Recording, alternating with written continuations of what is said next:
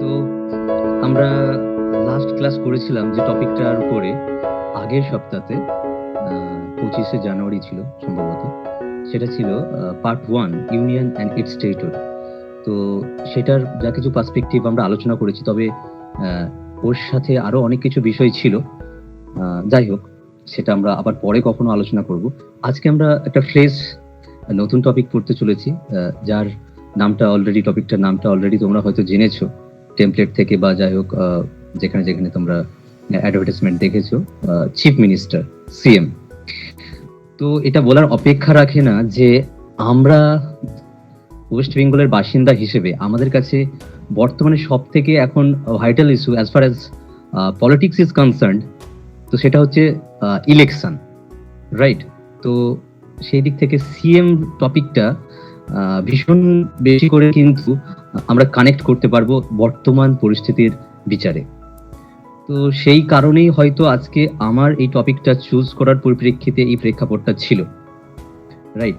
তো তার কারণ হচ্ছে আমরা যে পরিবেশের মধ্যে থাকি, যে এনভায়রনমেন্টের মধ্যে দিয়ে যাই, যে পার্সপেক্টিভের মধ্যে দিয়ে যাই, সেই সংক্রান্ত যদি কোনো একটা টপিক পড়তে পারি তাহলে আমাদের ইন্টারেস্টটা স্বাভাবিকভাবে একটু বেশি করে কাজ করে। তো এটা তো সাইকোলজিক্যালি হয়েই থাকে। তো সেই দিক থেকে তাহলে আজকে আমরা একটু বেশি করে হয়তো ইন্টারেস্ট পে করব। দেখা যাক। আচ্ছা, এবার যেটা আমি প্রথমত বলেই থাকি ক্লাসে, আমার সমস্ত ক্লাসে যখন স্টুডেন্টদের ক্লাস নিই, সেখানে হোক বা অন্য কোথাও হোক, যে কাজ তোমাদের একটাই, সেটা হচ্ছে মনোযোগ সহকারে শোনা। অনলাইন ক্লাসের একটা ভালো অ্যাডভান্টেজ আছে যে আমরা যে কোনো ভাবে যে কোনো পরিস্থিতিতেই ক্লাসটা অ্যাটেন্ড করতে পারি। যাই হোক, শুয়ে বসে আধশোয়া হয়ে যে কোনো না যে কোনো ভাবে রিল্যাক্সড আর কি। তো এবার কাজ হচ্ছে যেটা, সেটা হচ্ছে আমার সাথে শুধুমাত্র কমিউনিকেট করা, ইন্টারাক্ট করা, এতটুকুই আমার তরফ থেকে, এটাই ডিমান্ড। এবার সেই কমিউনিকেশনটা হবে যখন আমি কমেন্ট বক্সে আসবো।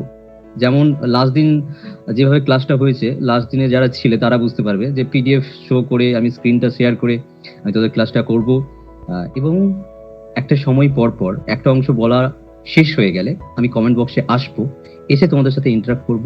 তখন তোমাদের যাবতীয় প্রশ্ন, যা কিছু প্রশ্ন থাকুক না কেন আজকে টপিককে রিলেট করে, তোমরা যা কিছু প্রশ্ন করবে, আজকে যতটুকু আমি সময় পাবো তার উপর নির্ভর করে আমি তোমাদের সমস্ত প্রশ্নের আনসার দেবো। এটা হচ্ছে ঘটনা।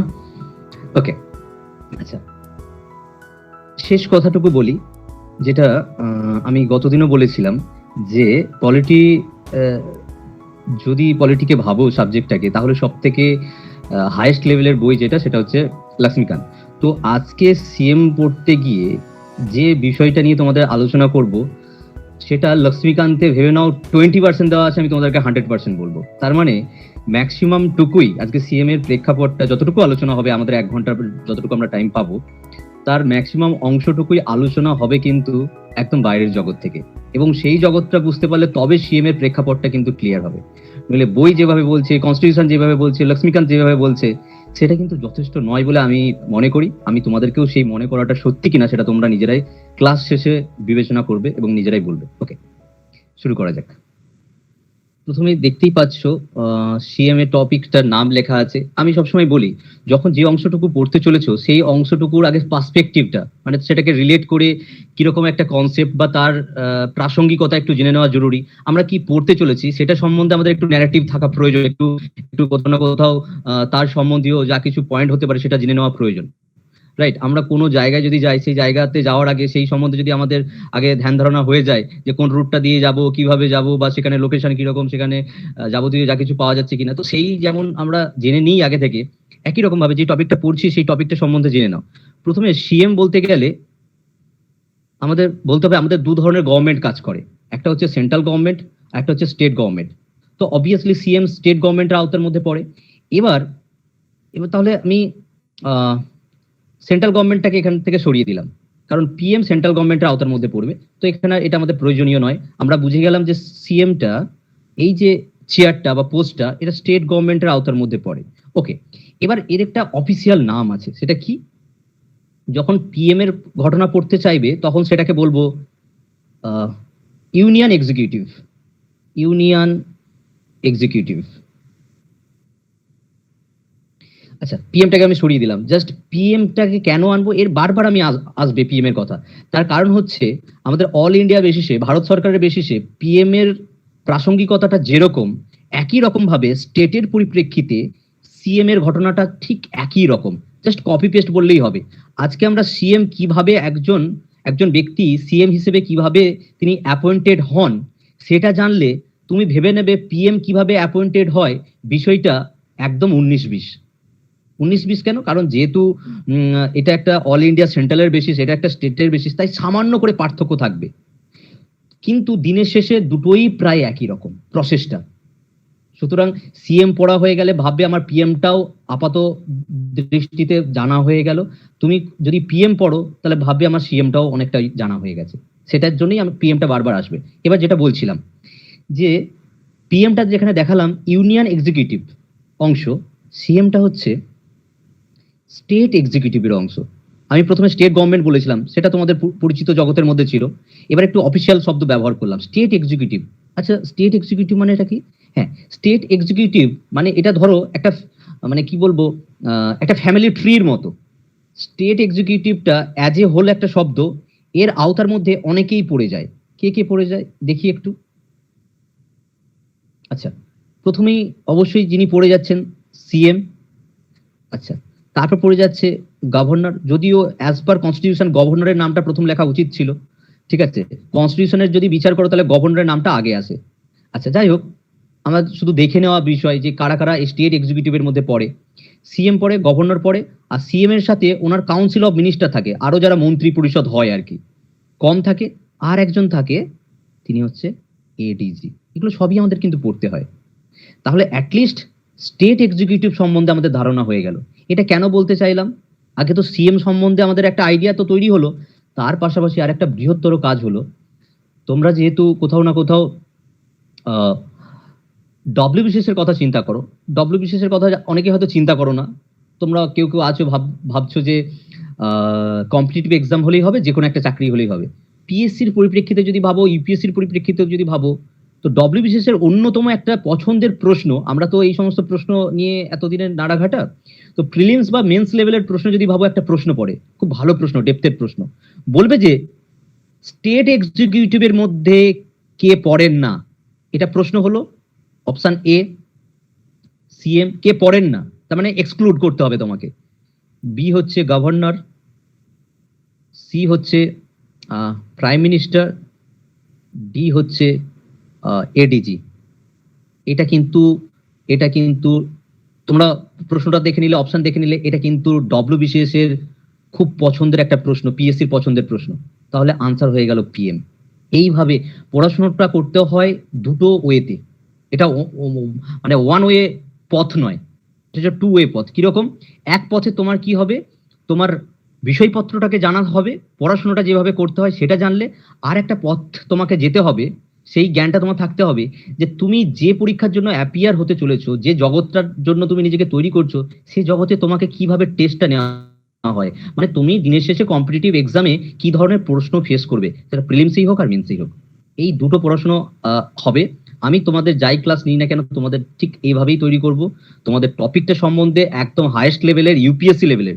তোমরা যদি মনে করো আমি ডব্লিউবিসিএস এর জন্য তৈরি হচ্ছি, আমি তোমাকে কথা দিচ্ছি, তোমাদেরকে কথা দিচ্ছি, তোমাদের প্রিপারেশন হবে একবার ইউপিএসসি লেভেলের। এটা গেল। পাশাপাশি এবার পড়াশোনা শুধু তো করে গেলেই হবে না, পড়াশোনা দুটো পদ্ধতিতে হয়। একটা হচ্ছে পড়াশোনা করবে, তার সাথে সাথে এমসিকিউ সলভ করতে হবে। কেউ যদি যে কোনো একটা করে, পড়াশোনা করছে হিউজ লেভেলের, মানে তাকে বিট করা যাবেই না পড়াশোনার দিক থেকে, সে গল্লা পাবে, রসগোল্লা পাবে, ঘোড়ার ডিম পাবে। ঠিক আছে, কারণ অগাধ পড়াশোনা করে কিছু হবে না। এটা তোমরা যে কেউ নিজেই টেস্ট করতে পারবে। কারো কারো যদি এখানে কোনো জ্ঞান থাকে এই বিষয়ে, তাহলে সে নিজেই এই কথার উত্তর দিতে পারবে। আর কেউ কেউ আছে, তোমরা যদি অনেকেই যদি অনেক দিন কারো কেউ অ্যাসপিরেন্ট হয়ে যাও, দেখবে তোমাদের অনেক পরিচিত এমন কেউ বন্ধু বান্ধব রয়েছে যারা কিনা এমসিকিউ বেস পড়াশোনা করে। ঠিক আছে, কোনো ছোটি ছোটি ম্যাগাজিন কিনে আনলো বা কোনো এমসিকিউ বই কিনে আনলো, এমসিকিউ র্যান্ডামলি সলভ করে যাচ্ছে, তার ডেপথ নেই, তার বিষয়টা সম্পর্কে, টপিকটা সম্পর্কে তেমন করে ধারণা নেই। তাহলে ওর যে এমসিকিউ পড়াশোনাটা হয় সেটা হয় মুখস্থের জায়গা।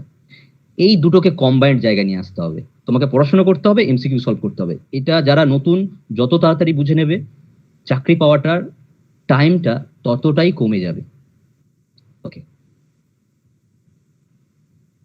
তাহলে প্রাথমিকভাবে সিএম এর জগৎটা আমার জানা হয়ে গেল। স্টেট এক্সিকিউটিভের অংশের মধ্যে এটা ফেলেছিলাম, দেখো প্রথমেই লেখা আছে পিডিএফ এ, এবং স্টেট এক্সিকিউটিভ যতটা আর্টিকেলকে কভার করে সেটাও দেওয়া আছে। আচ্ছা, সিএম কতটা পার্টের মধ্যে পড়ে, পার্ট আর্টিকেল সম্বন্ধে আগের দিন কিন্তু আমি সামান্য করে বলে দিয়েছিলাম। আজকে যদি নতুন কেউ হও তাহলে এটা একটু বুঝতে অসুবিধা হবে, যাই হোক এটার মধ্যে বৃহত্তর কিছু নেই। তো সিএম পড়ে পার্ট 6 এর মধ্যে, স্টেটের যাবতীয় কিছুই পার্ট 6 এর মধ্যেই পড়ে। আর সেন্ট্রালের কেন্দ্রের বিষয়টা সেটা পড়বে পার্ট 5 এর মধ্যে। একদম একটা ব্যালেন্স রেখে চলা আছে, সেন্ট্রাল সেটা আগে তাই পার্ট 5, স্টেট একটু পরে তাই পার্ট 6, এইভাবে রয়েছে। তাই দেখো সিএম এর বিষয় পার্ট 6। ওকে, স্টেট এক্সিকিউটিভটা আমি বুঝিয়ে দিলাম। আচ্ছা, এবার সিএম যেহেতু একটা গভর্নমেন্টের বিষয় হয়ে যাচ্ছে, তো একটা জিনিস আমাদেরকে জানতে হবে, এটা হচ্ছে কনস্টিটিউশন জানার অন্যতম একটা ভালো একটা বিষয়। এটা কনস্টিটিউশন পড়তে পড়তে এই নলেজটা থাকাটা অত্যন্ত জরুরি। কি, আমাদের যে গভর্নমেন্টের ফরমেশনটা হয় সেটাকে বলা হয় parliamentary system of government. Parliamentary system of government, parliamentary of system of government সম্বন্ধে কারো জ্ঞান আছে? না থাকলে না বলে দাও, কোনো অসুবিধে নেই। আমি বলেছি যে আমার সাথে শুধু ইন্টারাক্ট করা। যাই হোক, যেটা বললাম পার্লামেন্টারি সিস্টেম অফ গভর্নমেন্ট সম্বন্ধে কোনো আইডিয়া আছে? আইডিয়া নেই, তাই তো? ঠিক আছে, অসুবিধে নেই, ওটাও আমি টাচ করে যাব কিছুক্ষণ পর, জাস্ট ওয়েট করো। তোমাদেরকে তো আমি মেনশন করে দেবো পার্লামেন্টারি অফ সিস্টেম গভর্নমেন্ট কি বিষয়টা কাজ করে। আচ্ছা, এটা আমি বলে দেবো, একটু অপেক্ষা করতে হবে। এবার যেটা বলছিলাম সেটা হচ্ছে, একটা স্টেটের পরিপ্রেক্ষিতে তোমরা বলো হাইয়েস্ট লেভেলে সম্পূর্ণভাবে টপ লেভেলের দুজনকে দেখতে পাও তোমরা। একটা স্টেটের কথা যদি ভাবো, দুটো পোস্টকে দেখতে পাও, সেই দুটো পোস্টের নাম কি, দুটো পদের নাম কি? Yes, thank you Arnab, governor আর সিএম। রাইট, যে কোনো স্টেট তুমি ধরে নাও, সেখানে হাইয়েস্ট দুটো পদে যিনি বসে রয়েছেন, যারা বসে রয়েছেন, একটা হচ্ছে গভর্নর একদিকে আর একদিকে হচ্ছে সিএম। ভেরি গুড, এটা যখন বলে দিয়েছে এবারের ফান্ডাটা আমি বলি, এখান থেকে অনেক প্রশ্ন আসে। সেটা হচ্ছে কনস্টিটিউশনের বাইরে নিজস্ব কিছু ন্যারেটিভ, নিজস্ব কিছু জ্ঞান থাকা দরকার, তবে কনস্টিটিউশনটা বুঝতে সুবিধা হবে। আমি সবসময় বলি, এটা আমি ক্লেম করি বলতে পারো একরকম, যে কনস্টিটিউশন সে সব থেকে বেশি ভালো করে বুঝতে পারবে যার মধ্যে একটু পলিটিক্সের চর্চাটা রয়েছে। পলিটিক্স থাকাটা কি বাধ্যতামূলক? কেউ যদি না রাখতে চাও তার বিষয়, তাকে তাহলে আলাদা করে ভালো করে বুঝে নিতে হবে। কিন্তু যার রয়েছে সে কিন্তু একটু কোথাও না কোথাও এগিয়ে রয়েছে। কিরকম? আচ্ছা, তোমরা জানো যে এই জানো বলতে গিয়ে জানতেই হবে তার কোনো মানে নেই, আমি বলে দেব, আমার বলে দেওয়ার পর জানলেই হবে আর কি।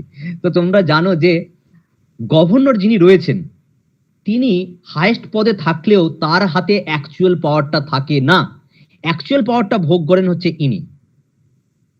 গভর্নরকে অনেক ক্ষমতাই দেওয়া আছে, কিন্তু সেটা সমস্ত কিছুই ব্যাকগ্রাউন্ডে কলকাঠি নাড়েন হচ্ছে ইনি।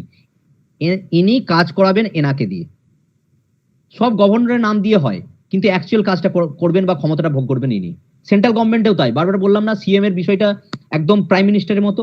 প্রাইম মিনিস্টার অ্যাকচুয়াল ক্ষমতা ভোগ করেন, কিন্তু কার নামে সমস্ত কিছু করা হবে? প্রেসিডেন্টের নামে। তো সেন্ট্রাল গভর্নমেন্টে প্রেসিডেন্ট যেরকম রোল প্লে করে, স্টেট গভর্নমেন্টে গভর্নরও সেরকম রোল প্লে করে। সারা ভারতবর্ষের পক্ষে হাইয়েস্ট পদে কে রয়েছে? তাহলে প্রেসিডেন্ট, কারণ স্টেটের ক্ষেত্রে আমি বললাম হাইয়েস্ট পদে রয়েছেন গভর্নর সাংবিধানিক দিক থেকে। একই রকম ভাবে সাংবিধানিক দিক থেকে হাইয়েস্ট লেভেলে রয়েছে সারা দেশের পরিপ্রেক্ষিতে প্রেসিডেন্ট, কিন্তু অ্যাকচুয়াল ক্ষমতাটা ভোগ করবেন ইনি। ইনি যা বলে দেবেন ইনি তা করতে বাধ্য। কিছু কিছু জায়গায় এক্সেপশন রয়েছে, এটা এই ক্ষেত্রেও এক, আমাদের সিএম আর গভর্নরের ক্ষেত্রেও এক। ঠিক আছে, আচ্ছা, তাহলে সেটা জানা হয়ে গেল। এখানে নমিনাল হেড বলা হচ্ছে। নমিনাল মানে যার হাতে অ্যাকচুয়াল পাওয়ারটা থাকে না তাকে নমিনাল বলা হয়, নমিনাল হেড বলা হয়। তাহলে বলাই বাহুল্য এখন তোমাদের কাছে বিষয়টা পরিষ্কার, নমিনাল হেড কাকে বলবো? অবভিয়াসলি গভর্নরকে বলবো। আর রিয়েল হেড যিনি অ্যাকচুয়াল ক্ষমতাটা ভোগ করেন তিনি তাহলে সিএম হয়ে গেল। তাহলে সিএম হয়ে গেল রিয়েল হেড। তোমাকে প্রশ্ন করবে who is real head of state? Option A CM, option B governor, তারপর সি হ্যানা ত্যানা দিয়ে দিল, আনসার করতে হবে সিএম। পিএসসির একটা পছন্দের প্রশ্ন। আচ্ছা, এবার আরো কিছু টার্ম আছে সেটাকে একটু জেনে নিই, সেই টার্ম দিয়েও আসে। প্রথমে নমিনাল হেডটা সম্বন্ধে ধারণাটা ক্লিয়ার হয়ে গেল। নমিনাল হেডকে আরেকটা টার্ম দিয়ে ডিনোট করা হয়, সেটা হচ্ছে ডিজিওর এক্সিকিউটিভ। এক্সিকিউটিভ শব্দটা কমন, মানে সরকারে আছে বলে তাই এক্সিকিউটিভ বলা হয়। তাহলে হচ্ছে টার্মটা হচ্ছে ডিজিওর। ডিজিওর মানেটা কি? আচ্ছা আমি বলে দিচ্ছি, ঠিক আছে। ডিজিওর শব্দটা হচ্ছে ল্যাটিন ওয়ার্ড।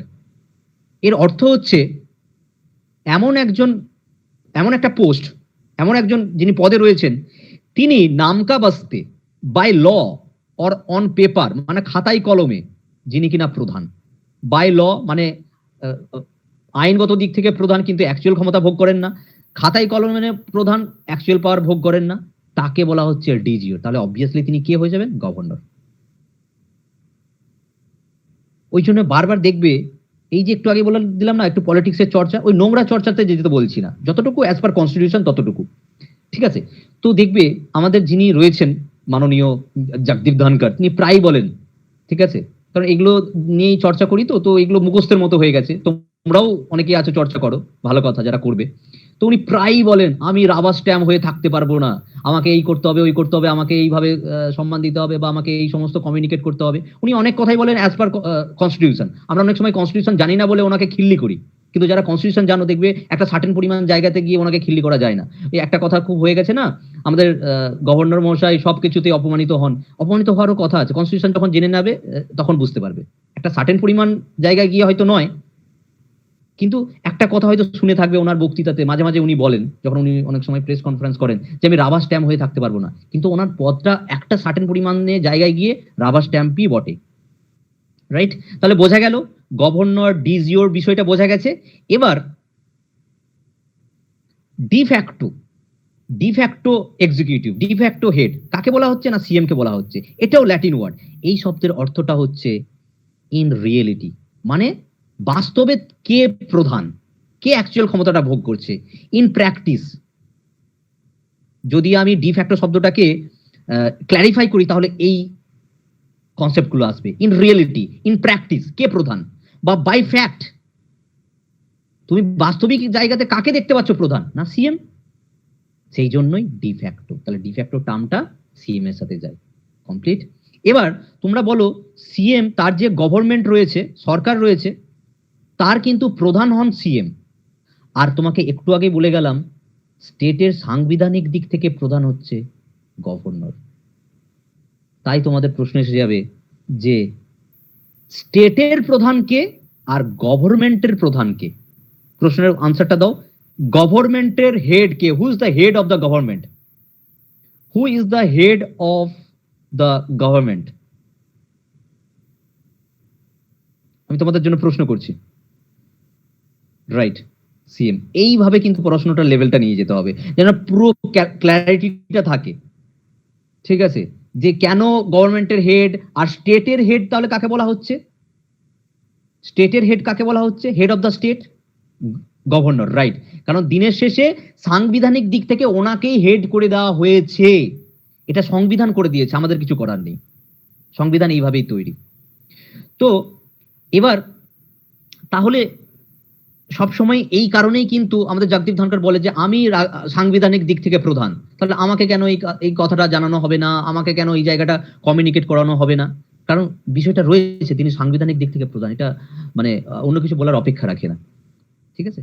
তাহলে তোমাদেরকে একটা কথা বলে দিই, তোমাদের এই ক্লাসের পর টাইমটা তোমরা যেখানে অ্যাডভার্টাইজমেন্ট আরে পাও সেখানে পেয়ে যাবে যে আমাদের আউটউইটের যে অ্যাপ রয়েছে সেখানে কয়েকটা প্রশ্নের একটা এমসিকিউ সেট পাবে। সেইখানে গিয়ে কিন্তু আজকের যে টপিকটা পড়ানো হচ্ছে তার ভিত্তিতে অনেকগুলো প্রশ্ন আনসার করতে পারবে, সবগুলো করতে পারবে না, 10টার মতো প্রশ্ন সেট থাকবে। এখন আমি বিষয়টা একটুখানি তোমাদের নলেজে দিয়ে দিই, সবগুলো আনসার করতে পারবে না, তার কারণ সিএম টপিকটা একটা বড় টপিক, এর সাথে কাউন্সিল অফ মিনিস্টারও রয়েছে, মানে যারা অন্য মন্ত্রী পরিষদ হয় আর কি। তো ফলে প্রশ্নটা সবকিছুকে মিলিয়ে মিশিয়ে রয়েছে। তো যতগুলো করার ততগুলো কিন্তু ঠিকঠাক ভাবে করবে, যে পারবে বাদ বাকিগুলো অ্যাটেন্ড করার চেষ্টা করবে, অসুবিধা নেই। কিন্তু যতটুকু আজকে ক্লাসে পড়ছো একটু মনোযোগ সহকারে শোনো, তাহলে নিজেরা যাচাই করতে পারবে যে দিনের শেষে পড়াশোনাটা সঠিক পদ্ধতিতে হলো কিনা। তখনই তো যাচাই করবে যখন এমসিকিউ টেস্টটা দেবে, না হলে ভুলভাল নিজেরা পড়ে গেলে, কেউ ভুলভাল পড়িয়ে দিল, সেটা কখন যাচাই করবে? সেটা তো যাচাই করতে হবে না, বড় হয়েছে। ওকে, এবং তোমরা বোঝো, প্রত্যেকেই বোঝে কম বেশি। ওকে, তাহলে এই বিষয়টা গেল। এবার আসল ফান্ডা, এইগুলোর জায়গা থেকে অনেকগুলো এমসিকিউ কিন্তু চলে আসবে। একটা জিনিসই এখানে আমি তোমাদেরকে ডিসকাস করিনি, পার্লামেন্টারি সিস্টেম অফ গভর্নমেন্ট, সেটা একটু পরেই চলে আসবে, বাদ বাকি সব জিনিসই বলে দিয়েছি। এবার আসল ফান্ডাটা চলে আসছে, কিভাবে সিএম অ্যাপয়েন্টমেন্ট হয়। এইখানে কনস্টিটিউশন কি বলে দিয়েছে পরপর আমি লাইন দিয়ে 4টে পয়েন্টে লিখে দিয়েছি। এখানে কি লেখা আছে কিছু দেখতে হবে না, প্রয়োজনই পড়বে না। কেন প্রয়োজন পড়বে না স্যার? আচ্ছা, আমি তোমাদেরকে ছবি এঁকে ক্যালকুলেশন দিয়ে বোঝানোর চেষ্টা করছি, সেটার পর তোমাদের এই যে পয়েন্টগুলো কনস্টিটিউশন বলছে এগুলোকে খুব ন্যূনতম বিষয় বলে মনে হবে, যে এগুলো তখন ধর্তব্যের মধ্যে ফেলবে না এমন একটা জায়গা তোমার মনে হবে। যেই জিনিসটা তোমাদের বলতে চলেছি, একটা একটা ক্যালকুলেশনের ওয়ে দিয়ে একটা পোর্ট্রেট করে ছবি এঁকে, সেটা কিন্তু বলছি তুমি কনস্টিটিউশনে পাবে না, না লক্ষ্মীকান্তের বইতেও পাবে। ঠিক আছে, যেখানে লক্ষ্মীকান্ত কিন্তু একদম অ্যাপেক্স লেভেলের বই, রাইট? ওকে, মন দিয়ে শোনো কিভাবে সিএম নিয়োগটা হয়। আজকের এই জিনিসটা বুঝে গেলেই বুঝে যাবে যে আগামী দিনে যিনি সিএম হন না কেন তিনি কিভাবে নিয়োগ পেতে চলেছেন, বা সমস্ত আমাদের দেশের মধ্যে যে সমস্ত স্টেটগুলোতে ইলেকশন হয় সিএম কিভাবে নিয়োগ হয়, আজকে পদ্ধতিটা জানার ফলে সমস্ত কিছু জেনে যাবে। এবং আরো একটা কথা তোমাদেরকে বলে দিচ্ছি, অনেক বড় বড় পলিটিক্যাল লিডার আছে, তারাও অনেক কিছু জানে না যেটা আজকে তোমরা জানতে পারবে। ঠিক আছে, যেটা কিনা বারবার বলছি লক্ষ্মীকান্তের বই তার বিন্দুমাত্র জায়গা দেওয়া নেই। ওকে, শোনো এবার মন দিয়ে। ওকে, তোমাদের মনে প্রশ্ন থাকলে আমি যখন কমেন্ট বক্সে গিয়ে জিজ্ঞেস করবো তখন করবে। এখন প্রশ্ন থাকলে কিছু কমেন্ট করার দরকার নেই, কিছু বলার দরকার নেই, প্রশ্নটা পাশে রেখে দেবে। জাস্ট আমার বলা শেষ হবে তারপর তোমাদের কমেন্ট বক্সে যাব, ততক্ষণ পর্যন্ত দেখো। আচ্ছা, এটা হচ্ছে আমাদের বিধানসভা। বিধানসভা ভোট হবে এই যে 21-এ, আর 2 মাস, 1 মাস 1.5 মাস ইলেকশন কমিশন এখনো ক্লিয়ার করে বলছে না, মাঝে মাঝে হিন্টস দিচ্ছে। তো বিধানসভা ভোট হবে, এটা হচ্ছে আমাদের ওয়েস্ট বেঙ্গলের বিধানসভা। আচ্ছা, 2 মাস পর ভোট হয়ে কি রেজাল্ট নির্ধারণ হবে সেটা আমাদের অনুমান করার জায়গা নয়। তাহলে লাস্ট যে ভোটটা আমাদের হয়েছে ওয়েস্ট বেঙ্গলে 2016 সালে, সেটার কি রেজাল্ট হয়েছিল সেটা নিয়ে যদি আমরা আলোচনা করি তাহলে আমাদের কাছে ক্লিয়ার হবে। আচ্ছা, আমাদের ওয়েস্ট বেঙ্গলের টোটাল বিধানসভার সিট হচ্ছে 294, 294টি। এইভাবে করে 294টা সিট রয়েছে। ঠিক আছে, ওকে। এবার আমাদের পলিটিক্যাল পার্টি, অনেক পলিটিক্যাল পার্টি রয়েছে, প্রত্যেক দিন নতুন নতুন করে পলিটিক্যাল পার্টি আসছে। এই ধরনের এবারে ইলেকশনে বাইরে থেকে মিম আসছে, আসতেই পারে, কোনো অসুবিধা নেই। আব্বাস সিদ্দিকী তার একটা ফ্রন্ট তৈরি হয়েছে। শিবসেনা তারা অ্যানাউন্স করে দিয়েছেন তাদের যেটা যিনি স্পোক্স পার্সন সঞ্জয় রাউত, দারুণ পলিটিক্যাল লিডার, তিনি অলরেডি ঘোষণা করে দিয়েছেন যে আমরাও ভোটে লড়তে যাচ্ছি ওয়েস্ট বেঙ্গলে। তো প্রচুর পলিটিক্যাল পার্টি আছে, আমি সমস্ত পলিটিক্যাল পার্টিকে ধরবো না, আমাদের বোঝার জন্য 4টে মেন পলিটিক্যাল পার্টিকে নিয়ে নেবো। অবভিয়াসলি টিএমসি, মন দিয়ে শোনো এবং দেখো ঘটনাটা, এটা যেটা জানবে, ঠিক আছে, আর কোনোদিন ভুলবে না, বা এই ন্যারেটিভটা জানার পর কোনো কিছু আর প্রয়োজন হবে না। লেফট, কারণ লেফটের অনেকগুলো দল আছে, আমি একসঙ্গে লেফট করে দিলাম। আর হচ্ছে বিজেপি। ওকে, এবার 294টা সিটে ভোট হবে। সরকার সেই পার্টিটাই করবে, গঠন করবে যে পার্টিটা সিট পাবে হচ্ছে এটার হাফ প্লাস 1, মানে হাফের থেকে 1 বেশি। তাহলে ধরে নিতে পারবে কত হবে, ন্যূনতম 148-এর মতো আরে হবে, হয়তো 147-48 হবে, সেটা ভাগ করলেই তোমরা বুঝতে পেরে যাবে। তাহলে এই যে যতগুলো সিট হবে, এখানে আমরা ধরে নিয়েছি, আমাদের একদম প্র্যাকটিক্যাল জায়গা থেকে ডাটা নিয়ে বলছি, 294টা সিট, তার হাফের থেকে 1 বেশি, সেটা পেলেই সেটাকেই বলা হচ্ছে ম্যাজিক ফিগার। আমরা এই যে ম্যাজিক ফিগার বলি, এটাই হচ্ছে ম্যাজিক ফিগার, হাফের থেকে 1 বেশি, ওটাকেই বলে ম্যাজিক ফিগার। যে পার্টি ম্যাজিক ফিগার পেয়ে যাবে সে পার্টি সরকার গঠন করবে। এবার আমরা দেখে নিই কি ঘটনাটা ঘটেছিল 2016 সালে, তাহলে আমাদের জিনিসটা জানা হয়ে যাবে। ধীরে ধীরে ধাপে ধাপে আমি তোমাদেরকে সুন্দর করে বলছি। ম্যাজিক ফিগার সম্বন্ধে আইডিয়া হয়ে গেছে, কারণ অনেকেই আমি জানি আমরা পলিটিক্স নিয়ে চর্চা করি না, এবং এটা আমি জেন্ডার বায়াসড হতে চাইছি না, কিন্তু অনেক মেয়েরা রয়েছে যারা পলিটিক্স থেকে দূরেই থাকে। এটা ঘটনা, এটা আমি কোনো মানে ডিসক্রিমিনেট করছি না, এটা জাস্ট একটা ফ্যাক্ট বলছি। তো তোমরাও যারা রয়েছে এখানে, যদি না জেনে থাকো মন দিয়ে শোনো, আজকে যে জ্ঞানটা হয়ে যাবে, বারবার বলছি, এটা অনেক ভালো ভালো পলিটিক্যাল লিডারদের জ্ঞানটা নেই। ওকে, 2016 সালে যেটা ভোট হয়েছিল তাতে করে টিএমসি প্রায় 220 এভাব সিট পেয়েছিল। ঠিক আছে, প্রায় বলছি, অ্যারাউন্ড, একদম এক্সাক্ট ফিগারটা দিচ্ছি না, কারণ নানা রকম ঘটনা ঘটেছে। তারপর টিএমসি থেকে বেরিয়ে বিজেপি, কি আইএনসি থেকে বেরিয়ে বিজেপি, সব নানা রকম ঘটনা হয়েছে। আচ্ছা, আইএনসি পেয়েছিল, কংগ্রেস যেটাকে বলে, 25টার মতো সিট পেয়েছিল। লেফট পেয়েছিল প্রায় 21 মতো, আর বিজেপি পেয়েছিল প্রায় 16+ মতো। ঠিক আছে, এই টোটাল একটা ছিল মোটের উপরে। ডাটাটা একটু এদিক সেদিক হতে পারে, সেটা কোনো বিষয় নয়, একটা ডাটা আমি নিয়ে নিলাম অ্যারাউন্ড করে বোঝার জন্য।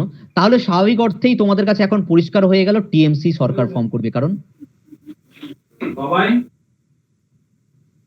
আচ্ছা কারো হয়তো আনমিউট হয়ে গেছিল, যাই হোক, টিএমসি তাহলে সরকার ফর্ম করবে, গঠন করবে, কারণ তার হাতে যেহেতু ম্যাজিক ফিগারটা রয়েছে, একদম ক্লিয়ার হয়ে গেছে আমাদের কাছে। কারণ ম্যাজিক ফিগার এখানটা দেখতে গেলে হাফের থেকে 1 বেশি, সেটা 220 অনেক বেশি হয়ে যাচ্ছে। তাহলে এটা আর বলার অপেক্ষা রাখে না, টিএমসি সরকার গঠন করতে চলেছে। Very good. এবার কি হবে, আসল ফান্ডা হচ্ছে এখানে, কোন পার্টি সরকার গঠন করবে সেটা তো আমাদের কাছে ক্লিয়ার হয়ে গেল। এবার কি হবে, দাঁড়ান একটু এটা ডিলিট করি। আচ্ছা, টিএমসি সরকার গঠনটা করবে, গভর্নমেন্ট ফর্ম করবে। আচ্ছা, গভর্নমেন্ট ফর্ম কিছু এখনো হয়নি, কিন্তু শুধুমাত্র বিধায়করা নির্বাচিত হয়েছে। কতজন বিধায়ক টিএমসির হাতে, না 220 জন বিধায়ক। আচ্ছা, এবার আমি তোমাদের কমেন্ট বক্সে একবার যাচ্ছি। আচ্ছা, আমি ধরে নিলাম এখানে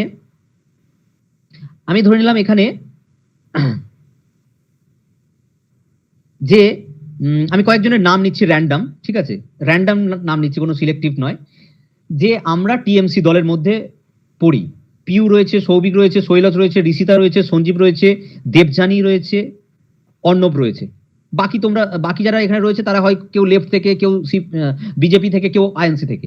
তো আমাদের দল হচ্ছে কি হচ্ছে, ম্যাজিক ফিগার পেয়েছে। ওকে, ভেরি গুড, ম্যাজিক ফিগার পেয়েছে। এবার পরের স্টেপটা কি, বিধায়ক নির্বাচন হয়ে গেল, কিন্তু সরকার গঠন কিন্তু এখন অনেক পরে, ধাপে ধাপে যেতে হবে। এরপর টিএমসির যারা বিধায়ক রয়েছে তারা একটা মিটিং ডাকবে। তাহলে চলে গেলাম, আমিও রয়েছি ধরে নাও আমার এই টিএমসি যে বিধায়কদের মধ্যে, যতজনের নাম নিলাম, আমার পুলকেশ আমার নাম, আমিও তোমাদের মধ্যে ঢুকে গেলাম। ওকে, ভেরি গুড। তারপর আমরা তাহলে একটা মিটিং এ বসবো। মিটিং এ বসে এবার আমরা আমাদের মধ্য থেকে একজন লিডার ঘোষণা করব। বলে দিলাম হচ্ছে ঋষিতা হচ্ছে আমাদের লিডার, লিডারকে ঘোষণা করে দিলাম নাম।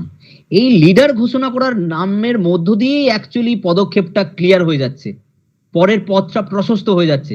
যে যিনি লিডার হলেন, তার মানে এটা বলাই বাহুল্য তিনি সিএম হিসেবে ওথ নিতে চলেছেন, যে ওথটা দিয়ে দেবেন গভর্নর, তিনি সিএম হিসেবে ওথটা নিতে চলেছেন। তাহলে প্রসেসটা হচ্ছে কি, ওই বৈঠকটা ডেকে আফটার ইলেকশন যে পার্টি মেজরিটি পেল, সেই পার্টির বিধায়করা তাদের পরিষদীয় দলের বৈঠক ডাকবে, বিধায়ক দলের বৈঠক ডাকবে, ডেকে তারা তাদের নিজেদের মধ্য থেকে একজন লিডার ঘোষণা করবে। এটা মোটামুটি সবকিছু ঠিকঠাক থাকেই। দিয়ে সবাই এবার 220 জন বিধায়ক, তারা সকলেই বলবে হ্যাঁ ঠিক আছে ঠিক আছে, আমরা সবাই মিলে মেনে নিলাম, ঠিক আছে। এবার তোমাদের মনে প্রশ্ন জাগবে, কেউ যদি না মানে, এগুলো সাধারণত হয় না, অ্যাজ পার কনভেনশন হয় না। যদি এখন কেউ মনে করলো, এখন যদি মনে হলো যে অর্ণব বললো না আমি মেনে নিতে পারছি না, তো অর্ণবের কথা আমার ধরার দরকার নেই, ও বললেও কি আর না বললেও কি আমার কিছু এসে যায় না, আমাদের বাকি ম্যাজিক ফিগার আমার হাতে আছেই। তো এগুলো সাধারণত হয় না, তবুও যদি কারো তর্কের খাতিরে প্রশ্ন থাকে তবুও বলে দিলাম। তাহলে যাকে লিডার ঘোষণা হলো, তার মানে ভেবে নিতে হবে he will be the next CM, তিনি ওথ নিতে চলেছেন। এটা হচ্ছে প্রসেস, এবং এই প্রসেসটাই হচ্ছে দিনের শেষে পার্লামেন্টারি সিস্টেমের একটা ওয়ে।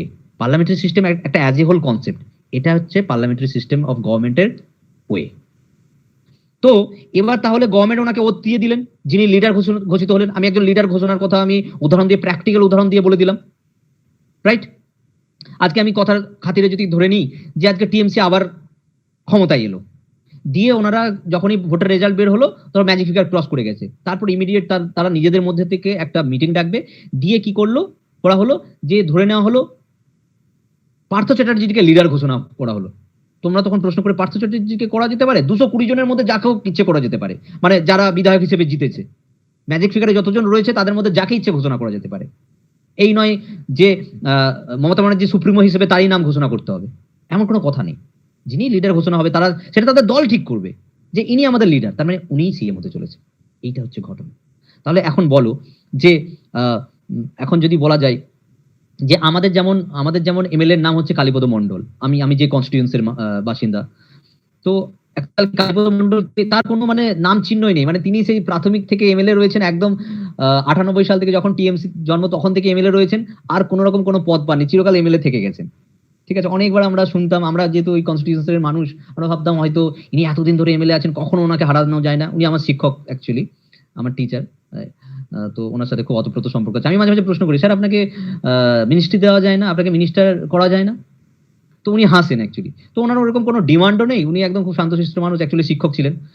তো এখন কি তোমাদেরকে যদি প্রশ্ন করি, কালীপদ মণ্ডলকে কি লিডার হিসেবে ঘোষণা করা যেতে পারে? তার মানে উনি সিএম হতে পারে? Yes or no? আনসার হচ্ছে ইয়েস, যাকে ইচ্ছে তাকে করা যেতে পারে। ওকে, এই হচ্ছে তাহলে ঘটনা। ক্লিয়ার, বোঝা গেছে সিএম কিভাবে নির্বাচিত হতে পারে, কি বিষয় সকলের কাছে ক্লিয়ার, একদম প্র্যাকটিক্যাল আইডিয়া, একদম পলিটিক্যাল জায়গা থেকে বলে দিলাম। কনস্টিটিউশন কি তোমরা বলবে, কি জানবে, দরকার নেই। ক্লিয়ার হয়েছে? এখন মানে কি বলবো, সবে মাত্র একটা সিঁড়ি পার হয়েছে, এখন অনেক কিছু জানার আছে, খুব ইন্টারেস্টিং জায়গা। অনেক কিছু জানার আছে।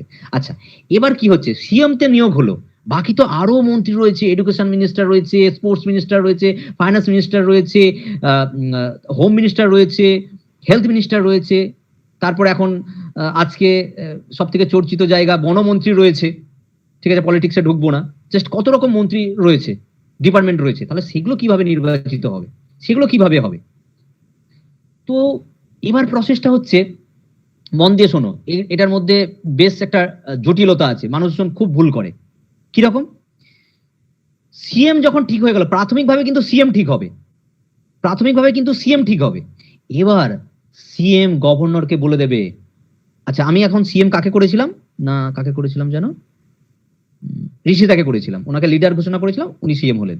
তো এবার ঋষিতা বলে দেবে গভর্নর, এখানে আমি ধরে নিলাম অর্ণব হচ্ছে গভর্নর, ঋষিতা বলে দেবে গভর্নরকে অ্যাডভাইস করবে, একদম এই শব্দটা অ্যাজ পার কনস্টিটিউশন এই শব্দটাই ব্যবহার করবে, অ্যাডভাইস করবে যে আমার সৌভিককে পছন্দ, আমার সঞ্জীবকে পছন্দ, আমার পিউকে পছন্দ, আমার সঞ্চারীকে পছন্দ, সঞ্চারীকে স্পোর্টস মিনিস্টারটা দিয়ে দিচ্ছি আমি, ওকে ওনাকে ওত দিয়ে দিন। অর্ণবকে তো গভর্নর করে দিয়েছি, অর্ণবকে আর কোনো মন্ত্রী দেওয়া যাবে না। তারপর হচ্ছে সৌভিককে হচ্ছে হেলথ মিনিস্টার করে দিন, তারপর হচ্ছে শৈলজকে এগ্রিকালচার মিনিস্টার করে দিন। তার মানে পরবর্তী যা কিছু এই ডিপার্টমেন্টগুলো ঠিক করা হবে, সেগুলোর অ্যালোকেশন শব্দগুলো মার্ক করবে, এগুলো পুরো কনস্টিটিউশনে এই শব্দগুলো ব্যবহার করা হয়, অ্যালোকেশন অফ ডিপার্টমেন্ট, সেগুলো তাহলে কে করছে? বা আমি যদি একটু ঘুরিয়ে বলি, যে আদার্স মিনিস্টারদেরকে নিয়োগ করছে বা ওথ দিচ্ছেন governor on the advice of, answer করো, অ্যালোকেশন বা অন দ্য অ্যাডভাইস অফ। এটা হচ্ছে পিএসসির একটা সুন্দর প্রশ্ন, আমি বারবার পিএসসি কি প্রশ্ন করে আমি তোমাদেরকে বলতে থাকবো, সেটা প্রিলিমসেই হোক আর মেন্সেই হোক। আচ্ছা, আমার কথা শোনা যাচ্ছে? আনসারটা কি হবে? গভর্নর কার অ্যাডভাইসে অন্য মিনিস্টারদেরকে অ্যাপয়েন্টমেন্টটা দিচ্ছে, বা বা অন্য যে ডিপার্টমেন্টগুলো আমি এই যে বিভিন্ন জায়গাকে বিভিন্ন বিধায়কদেরকে অ্যালোকেট করে দিচ্ছি, সেটা করছেটা কে, অ্যালোকেশনটা করছে কার দ্বারা? সিএম, সিএম করছে। ঠিক আছে, একদম কারেক্ট। এই হচ্ছে তাহলে চিফ মিনিস্টার এবং আদার্স মিনিস্টার কমপ্লিট, দুটো ধাপ কমপ্লিট হলো, কমপ্লিট হলো। ঠিক আছে, কোনো প্রশ্ন? এবার জিজ্ঞেস করছি, কোনো প্রশ্ন আছে এই পর্যন্ত? অন্য প্রশ্ন থাকলে রেখে দাও, কারণ পরবর্তীকালে যেই পয়েন্ট আমরা আলোচনা করবো সেই ক্ষেত্রে হয়তো জানা হয়ে যাবে। এতটুকু পর্যন্ত কোনো প্রশ্ন আছে কিনা বলো? প্রশ্ন না থাকলে না বলতে হবে, এইভাবে শুধু কমিউনিকেট করে করে চলতে হবে, আর কিচ্ছু না, তোমাদের আর কোনো দায়িত্ব নেই, মন দিয়ে বোঝা আর আমার সাথে কমিউনিকেট করা। ওকে, ঠিক আছে, এবার তাহলে পরের ধাপটা চলে যায়। এবার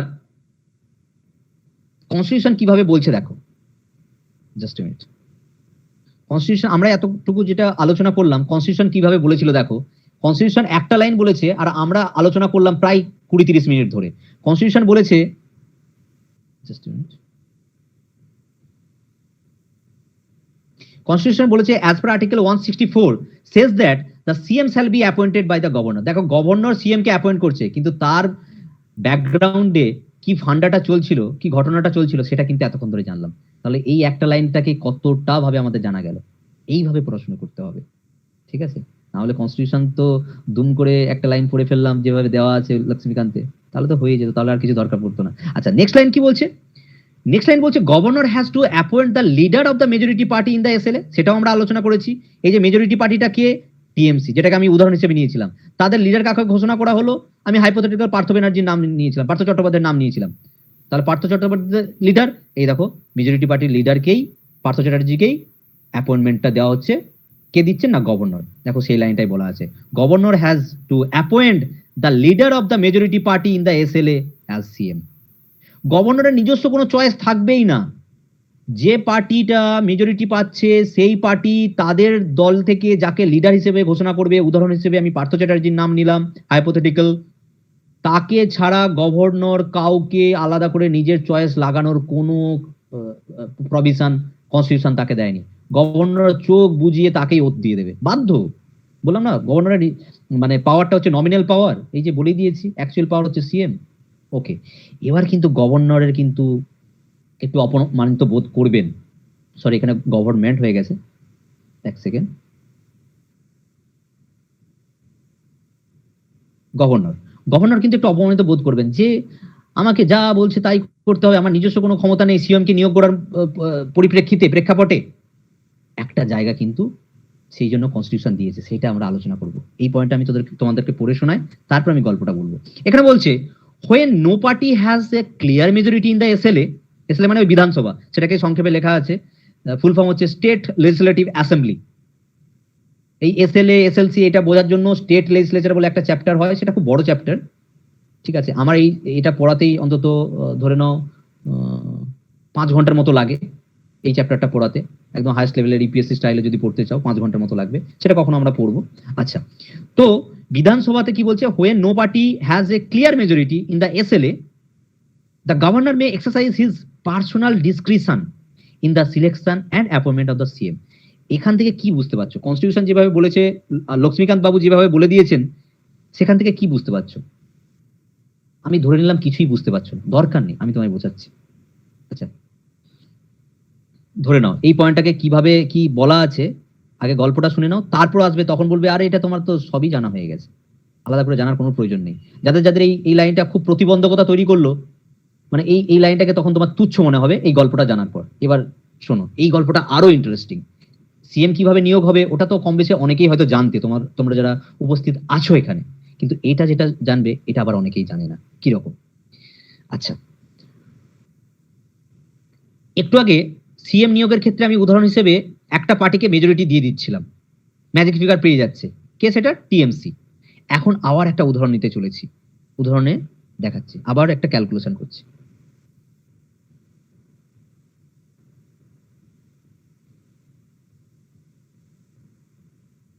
আচ্ছা, এবার ধরে নিচ্ছি টোটাল সিট হচ্ছে 200। তাহলে স্বাভাবিকভাবে কেউ একজন আনমিউট করে বলো, যারা নতুন যারা স্টুডেন্ট রয়েছে তাদের মধ্যে থেকে ম্যাজিক ফিগার পেতে গেলে ন্যূনতম কতগুলো সিট পেতে হবে?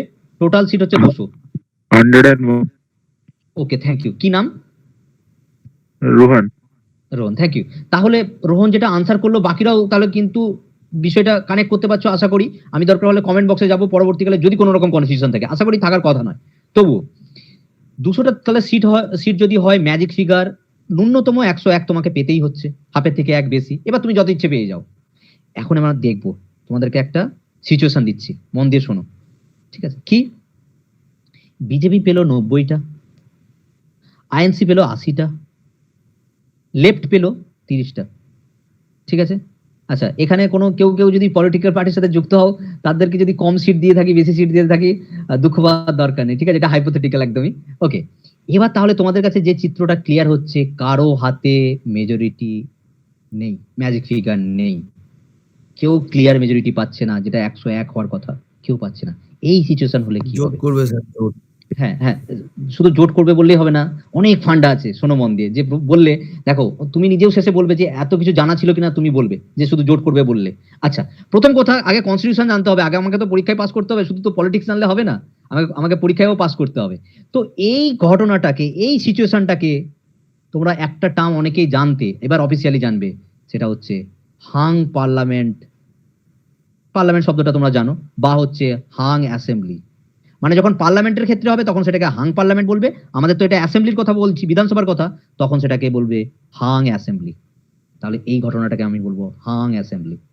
হাং শব্দটা যখন কোনো পার্টির হাতে মেজরিটি নেই, ক্লিয়ার মেজরিটি নেই, বা ম্যাজিক ফিগার নেই, then it would be called hung parliament or whether it is hung assembly, যেটা পরিস্থিতি অনুযায়ী, মানে প্রেক্ষাপট অনুযায়ী পার্লামেন্টের ক্ষেত্রে আর অ্যাসেম্বলির ক্ষেত্রে রেসপেক্টিভলি এটা ব্যবহৃত হবে। ওকে, ভেরি গুড। হাং পার্লামেন্ট ও হাং অ্যাসেম্বলি সম্পর্কে আমাদের ধারণা ক্লিয়ার হয়ে গেল। এটাই তোমাকে প্রশ্ন করবে, what is Hang parliament, right? তোমাকে এটা আনসার করতে হবে। ওকে, এবার আমরা আলোচনাটা এগিয়ে নিয়ে যাই। তাহলে এই সিচুয়েশনটা দিয়েছিলাম, এক্ষেত্রে এবার সিএম কি হবে, এটাই হচ্ছে আমাদের বড় বিষয় যেটা জানার। তো গভর্নর বলছিলেন আমাকে তোমরা বেশ, এক সেকেন্ড, আমাকে তোমরা তো বেশ কাঠের পুতুল করে রেখে দিয়েছিলে, আমি খুব অপমানিত বোধ করছিলাম, কিন্তু এবার আমার কাছে বল এসেছে, এবার আমার কোর্টে বল। এই যে সিচুয়েশনটা এসেছে, এটা কিন্তু গভর্নরের কোর্টে বল। কনস্টিটিউশন এবার গভর্নরকে কিছু ক্ষমতা দিয়েছে, সেই ক্ষমতাটার নাম হচ্ছে ডিসক্রিশন পাওয়ার। ইংরেজি টার্মটা হচ্ছে ডিসক্রিশন, অ্যাজ পার কনস্টিটিউশন এই শব্দটা ব্যবহার করতে হচ্ছে। স্পেলিংটা হচ্ছে DISCRETION। যারা বাংলা জানো এই টার্মটার বাংলা ক্ষেত্রে আমি বলে দিচ্ছি, আমি প্রথম দিন বলে দিয়েছিলাম বাংলাকে যত পারবে অ্যাভয়েড করো। আমি ল্যাঙ্গুয়েজের কি বলবো, আমি আবেগের কথা বলছি না, আমি শুধু পড়াশোনার ক্ষেত্রে বলছি আর কি। কারণ তোমরা দিনের শেষে মেন্সে যখন অ্যাপিয়ার হবে তখন সব ইংলিশে প্রশ্ন থাকবে, তখন কিন্তু বাংলাতে প্রশ্ন পাবে না। তো বাংলা দিয়ে পড়াশোনা করলে কিন্তু ওখানে গিয়ে আহ, খুব সমস্যায় পড়ে যাবে, জানা প্রশ্নের আনসার করতে পারবে না। এই সমস্ত অভিজ্ঞতা আমাদের রয়েছে। ওকে, তো ডিসক্রিপশনের পাওয়ারের বাংলাটা হচ্ছে স্বেচ্ছাধীন ক্ষমতা। তার মানে গভর্নর বলছে আমাকে এবার কনস্টিটিউশন এমন একটা ক্ষমতা দিয়েছে, এবার আমার কোর্টে বলা, আমি এবার খেলা দেখাবো, খেলা হবে। মানে যে শব্দটা এখন প্রত্যেকটা মঞ্চে সব পলিটিক্যাল পার্টি বলছে খেলা হবে খেলা হবে, তো গভর্নর বলছে খেলা হবে, আসো। কি কি খেলা হবে না, বলছে গভর্নরকে ক্ষমতা দিচ্ছে, গভর্নরকে বলছে তুমি এবার যে কোনো পার্টিকে সরকার গঠন করার জন্য তুমি ডাকতে পারো, এটাই তোমার ডিসক্রিপশন পাওয়ার, এটাই খেলা হবে, গভর্নর বলছে। তাহলে গভর্নর স্বাভাবিকভাবেই বিজেপিকে চাইলে বিজেপিকে ডাকতে পারে, আইএনসিকে চাইলে আইএনসিকে ডাকতে পারে। আচ্ছা, আবার তোমাদেরকে একটা সিচুয়েশন দিচ্ছি। আইএনসি আর লেফটের সঙ্গে সম্পর্ক এখন খুব ভালো, ঠিক আছে? যাদের মধ্যে আগে সম্পর্ক সব থেকে খারাপ ছিল, তাদের সঙ্গে সম্পর্ক এখন ভালো। কারণ রাজনীতিতে একটা কথা হয় যে রাজনীতিতে চিরকালীন শত্রু আর চিরকালীন মিত্র বলে কেউ হয় না, এটা রাজনীতির অন্যতম ট্যাগলাইন। তো আইএনসি আর লেফটের মধ্যে অ্যালায়েন্স হবে। আইএনসি আর লেফট বলছে দেখ ভাই, আমি 80টা পেয়েছি, আমি একাও সরকার গঠন করতে পারবো না, তুই 30টা পেয়েছিস, তুইও সরকার গঠন করতে পারবি না, চল আমরা জোট করে নিই, দিয়ে সরকারটা গঠন করে ফেলি, দিয়ে বিজেপিকে অপোজিশনে বসিয়ে দেবো। ঠিক আছে, ওকে। দিয়ে এবার এরা কিন্তু অ্যালায়েন্স করবে। এটা অ্যালায়েন্সটা হচ্ছে কিন্তু ভোটের রেজাল্ট বেরোবার পর পরিস্থিতি দেখে, সেই জন্য এটাকে আবার কনস্টিটিউশন জানতে হবে, এটাকে বলা হবে পোস্ট অ্যালায়েন্স, এটাকে বলে পোস্ট অ্যালায়েন্স। আর যদি ভোট কন্ডাক্ট হওয়ার আগে, যেটা আমাদের বর্তমান রাজ্যে যেটা সিপিএম মানে লেফট আর কংগ্রেস করেছে, এটাকে বলবো প্রি অ্যালায়েন্স। যেটা বর্তমানে কংগ্রেস আর লেফট করেছে, এটাকে বলবো প্রি অ্যালায়েন্স। ভোটের আগে অ্যালায়েন্স করলে সেটাকে বলবো প্রি অ্যালায়েন্স। ভোটের পরে যদি কখনো অ্যালায়েন্স হয়, ভোটের পরে প্রচুর অ্যালায়েন্স আমরা দেখতে পাই। তুমি যদি আমাকে জিজ্ঞেস করো এরকম 1000 ঘন্টা তোমাকে উদাহরণ আমি দিয়ে দিতে পারবো, যাই হোক। তো সেটাকে বলবো পোস্ট অ্যালায়েন্স। তো এরা বললো চল আমরা অ্যালায়েন্স করে নিই। তো এরা যদি অ্যালায়েন্স করে দেখতে পেলো এদের কাছে 110টা সিট হয়ে যাচ্ছে, তাহলে ম্যাজিক ফিগার থেকে অনেক বেশি। এবার তোমরা বলো গভর্নর এবার কাকে ক্রসিং দ্য ফ্লোর, না এইসব কিছু এখন আসতে হবে না, পরে বলছি। এবার গভর্নর বলো কাকে সরকার গঠন করার জন্য ডাকবে, বিজেপি যার হাতে 90টা সিট আছে, নাকি অ্যালায়েন্স যার হাতে 110টা সিট রয়েছে?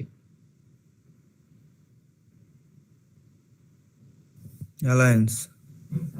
সঞ্জীব বলছে গভর্নমেন্টের কাছে লোক বিজেপি কেউ দিতে পারে। আচ্ছা আচ্ছা, এবার ঘটনাটা হচ্ছে যে অ্যালায়েন্স বললে সে একদম সম্পূর্ণ ভুল আনসার, বা যারা যারা অ্যালায়েন্সের কথা বলছে সম্পূর্ণ ভুল আনসার। কনস্টিটিউশন বললাম না, অনেক কিছু জানার বিষয় রয়েছে। কনস্টিটিউশনে গভর্নরকে বলে দিয়েছে, মন দিয়ে শুনে নাও। আচ্ছা, কারো হয়তো আনমিউট করা আছে, মিউট করে দেবে।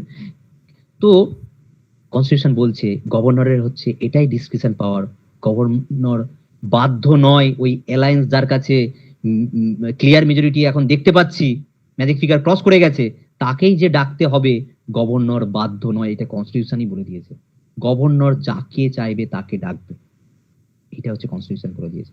তো সুতরাং তুমি এখন ধরে নাও, আমরা যদি ওয়েস্ট বেঙ্গলের কথা আসি, তাহলে গভর্নর, এটা হাইপোথেটিক্যাল, কোনো রকম ন্যারেটিভে যাওয়ার দরকার নেই। তো ধরে নাও গভর্নর এখন বিজেপিকে ডাকবে। তো বিজেপিকে যখন গভর্নর ডাকবে, তখন বিজেপিকে গভর্নর ডেকে দিল, সে সরকার গঠন করে ফেললো, ভেরি গুড। কনস্টিটিউশন বলে দেওয়া আছে কারো হস্তক্ষেপ করার কোনো রকম দরকার নেই, কারণ কনস্টিটিউশনের উপরে no one is above constitution, এটা আমরা সবসময় বলি এবং সেটা আমরা বিশ্বাসও করি, এটা মেনেও চলতে হয়। তো কনস্টিটিউশন বলে দিয়েছে তাই করতে হচ্ছে, বিজেপি সরকার গঠন করে ফেললো। কিন্তু তোমার হাতে ম্যাজিক ফিগার নেই, এটা কি মামার বাড়ি লাড্ডু নাকি তুমি সরকার গঠন করে ফেললে বলে এবার দানাদান 5 বছর ধরে সরকারে থাকবে? এমনটি কিন্তু হবে না। গভর্নরের হাতে ডিসক্রিপশন ছিল, তিনি দিয়ে দিয়েছেন, কিন্তু এরপর তো গভর্নরের কোর্টে আর বল নেই, এবার খেলা হবে অন্য কেউ বলবে। কে বলবে না? অ্যাসেম্বলি। কিরকম? অ্যাসেম্বলিতে গিয়ে তোমাকে এবার তোমার হাতে যে ম্যাজিক ফিগারটা রয়েছে সেটাকে কিন্তু তোমাকে প্রুভ করতে হবে যে তুমি মাইনর হয়েও কি তুমি গভর্নমেন্ট ফর্ম করে ফেলেছো, নাকি সত্যিই তোমার কাছে ম্যাজিক ফিগার রয়েছে, সেটা তোমাকে প্রুভ করতে হবে। This is the concept of floor test বা vote of confidence. This is the concept of floor test বা ভোট অফ কনফিডেন্স। অনেকেই অনেক কিছু জানতে আজকে মানে একদম 24 ক্যারেট গোল্ডের ক্ল্যারিটিটা তোমাদের আসবে, আশা করি সেটা ক্লাস শেষে তোমরা বলবে। তো এবার সেটা কতটা সময় দেবে, কতদিনের মধ্যে করতে হবে, কারণ ওই দিনের মধ্যেই তো ঘোড়া কেনা বেচা হবে। 10টা সিট আমার নেই, 10টা সিট আমাকে যাই হোক করে হাসিল করতে হবে, নাহলে তো জানি আমি সরকারে থাকতে পারবো না। স্যার এই জায়গাটা প্লিজ আরেকবার বলবেন যেটা বললেন। আমাকে বলো কোন জায়গাটা, এই জায়গাটা মানে কোন জায়গাটা? মানে আপনি এতক্ষণ ধরে যেটা বললেন এই লাস্ট 3-4 লাইন আমি নেটওয়ার্ক শুনতে পাইনি। ওকে, আমি বললাম স্যার যে স্যার ফ্লোর টেস্টটা আরেকবার প্লিজ কন্টিনিউ করবেন, আমিও বুঝতে পারিনি জায়গাটা ক্লিয়ার না। আচ্ছা আমি বলছি, শেষে আমাকে কিন্তু কমেন্ট করে জানাবে বুঝতে পারলে কিনা, আমি রিপিট করছি। আচ্ছা, দেখা গেল যে কি হচ্ছে, গভর্নরের হাতে তিনি তার মতো করে ক্ষমতাটা ভোগ করবেন। কিরকম ক্ষমতা হচ্ছে তাহলে, যে এখানে দেখা গেল বিজেপির হাতে 90টা সিট রয়েছে, 101টা সিট লাগবে ম্যাজিক ফিগার করতে গেলে। আর এদিকে পোস্ট অ্যালায়েন্স কংগ্রেস এবং লেফটের 110টা সিট হয়ে গেছে কিন্তু। তো এটাই হচ্ছে তার ডিসক্রিপশন গভর্নরের, যে গভর্নর ওই যে অ্যালায়েন্সকেই ডাকবে তার কোনো মানে নেই, তিনি বাধ্য নন। তিনি চাইলে বিজেপিকেই ডাকতে পারে, যার হাতে কিন্তু ম্যাজিক ফিগার নেই, সেটা গভর্নর জানতে চাইবে না। এবার তিনি তাহলে তার ক্ষমতা প্রয়োগ করে বিজেপিকে সরকার গঠন করতে দিয়ে দিলেন, সরকারও গঠন করলেন। কিন্তু এবার কোর্টে বলটা চলে যাবে হচ্ছে বিধানসভায়। বিধানসভায় গিয়ে বিজেপিকে প্রুভ করতে হবে যে মেজরিটি ছাড়া কেউ সরকারে থাকতে পারবে না, কিন্তু এটা ভালো করে জেনে নাও। ওই জায়গাটা গভর্নরকে পাওয়ার দেওয়া আছে, যেহেতু কারো কাছে ক্লিয়ার মেজরিটি ছিল না, সেই জন্য বিজেপিকে বিজেপিকে সরকার গঠন করতে আমন্ত্রণ করেছিল, বিজেপি সরকারও গঠন করে ফেলেছে। কিন্তু বিজেপিকে এবার হাউসে গিয়ে, বিধানসভায় গিয়ে তার হাতে যে মেজরিটিটা আছে সেটাকে প্রুভ করতে হবে। এবার সেই প্রুভটা করার পদ্ধতিটাকেই বলা হয় ফ্লোর টেস্ট, বা হচ্ছে ভোট অফ কনফিডেন্স। তোমাকে দেখাতে হবে যে আমার কনফিডেন্স রয়েছে। ক্লিয়ার হয়েছে? আরো বলবো, এতটুকু ক্লিয়ার হয়েছে? যারা যারা জিজ্ঞেস করলে শুনতে পাওনি বা network issue. Yes sir, clear. Okay, আচ্ছা এবার শোনো, এখনো পর্যন্ত বলা শেষ হয়নি। সেটা হচ্ছে এবার তোমাকে কতদিন সময় দেবে, কতদিনের মধ্যে তোমাকে ওটা হাউসে প্রুভ করতে হবে।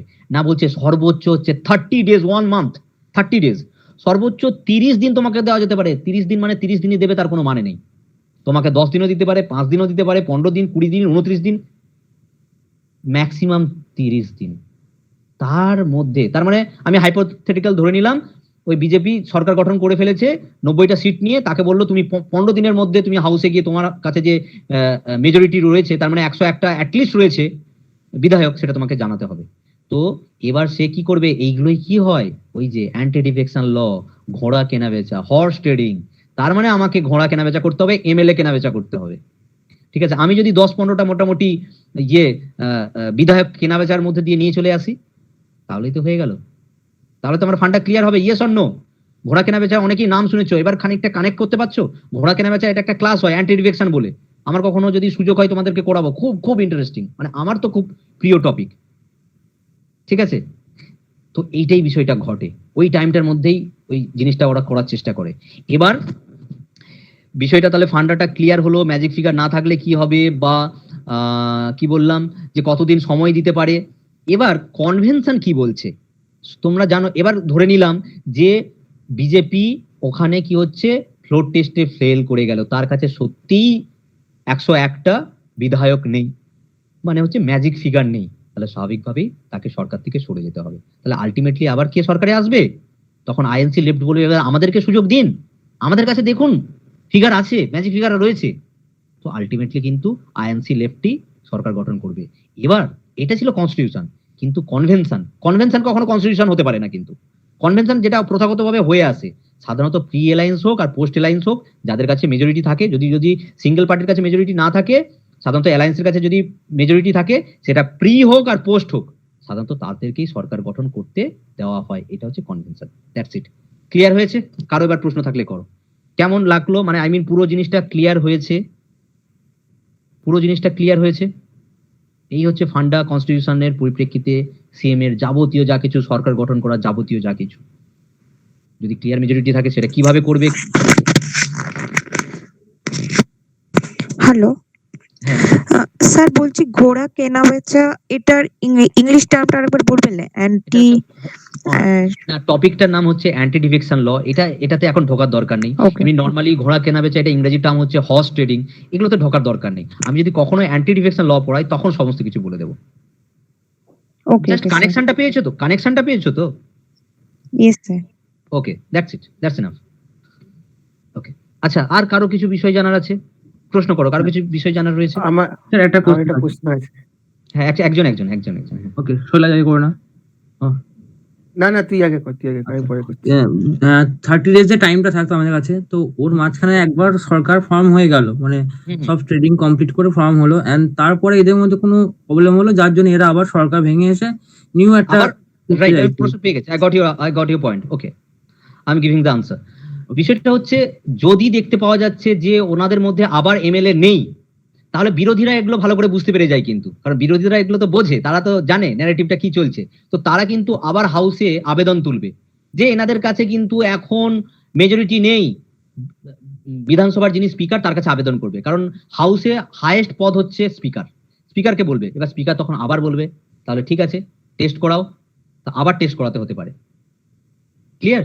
এটা তোমার কি প্রশ্ন ছিল? হ্যালো, ওকে সঞ্জীব, ভেরি গুড। তাহলে এবার শৈলজ কি জিজ্ঞেস করছিলি বল। হ্যাঁ আমি বলছি, মনে করো লেফট আর কংগ্রেস এরা প্রথম থেকে জোট করেছে, ঠিক আছে? মানে আমি বলছি ওরকম হয়নি, মানে ত্রিমুখী হয়নি, প্রথম থেকে জোট করেছে এবং জোট করে 110 পেয়ে গেছে, মানে ওদের কাউন্ট তো তখন 110 হয়ে গেছে, ঠিক আছে? তো সেক্ষেত্রে কি রাজ্যপালের ক্ষমতা আছে যে প্রথমে বিজেপি কে চান্স দেওয়ার? না, অ্যাজ পার কনভেনশন সেখানে ওই অ্যালায়েন্সকেই গভর্নমেন্ট তৈরি করতে দেওয়ার কথা, অ্যাজ পার কনভেনশন। আচ্ছা বুঝলাম। হ্যাঁ, দিনের শেষে দেখ, ইউপিএ, এনডিএ এগুলো সব তো অ্যালায়েন্স, এগুলো তো কোনো সিঙ্গেল পার্টির নাম নয়। কংগ্রেসের নাম ইউপিএ নয়, কংগ্রেস যখন সে যেহেতু সিঙ্গেল লার্জেস্ট পার্টি তাই সেটাকে ইউপিএ হচ্ছে। BJP, NDA, BJP largest party, তখন কিন্তু ইউপিএ কে সরকার গঠন করতে ডাকে, এনডিএ কে সরকার গঠন করতে ডাকে। আজকে বিজেপির হচ্ছে নিজের হাতেই 300টার বেশি সিট ছিল, ঠিক আছে, সেটা আলাদা কথা। কিন্তু ইউপিএর দেখ নিজের হাতে ম্যাক্সিমাম সিট ছিল, থাকলেও নিজের হাতে সিঙ্গেল লার্জেস্ট পার্টি হিসেবে ছিল, কিন্তু ম্যাক্সিমাম সিট ছিল না একার মতো করে সরকার গঠন করার। তো ইউপিএ কিন্তু ম্যাজিক ফিগার ক্রস করে গিয়েছিল, তো ইউপিএ কে সরকার গঠন করতে ডাকলো। তো এটা কনভেনশন, এটাই হওয়া উচিত। আচ্ছা, এটার maximum time within 30 days, maximum time within 30 days হতে পারে না, maximum time 30 days. Within 30 days তোমাকে যে কোনো একটা সময় দেওয়া হতে পারে, সে 10 দিন, 15 দিন, 20 দিন, 25 দিন, ঠিক আছে? 30 দিন ক্রস করে যাবে না ওই টাইমটা, যে টাইমের মধ্যে তোমাকে প্রুভ করতে হবে। Sanjeev, are you getting this? হ্যাঁ, ওকে। আচ্ছা, আরো কারো কোনো প্রশ্ন থাকলে আর দু একটা পয়েন্ট বলবো, আরো ফান্ডাটা আমি একটুখানি ক্লিয়ার করি, আর দু একটা আমি পয়েন্ট বলবো,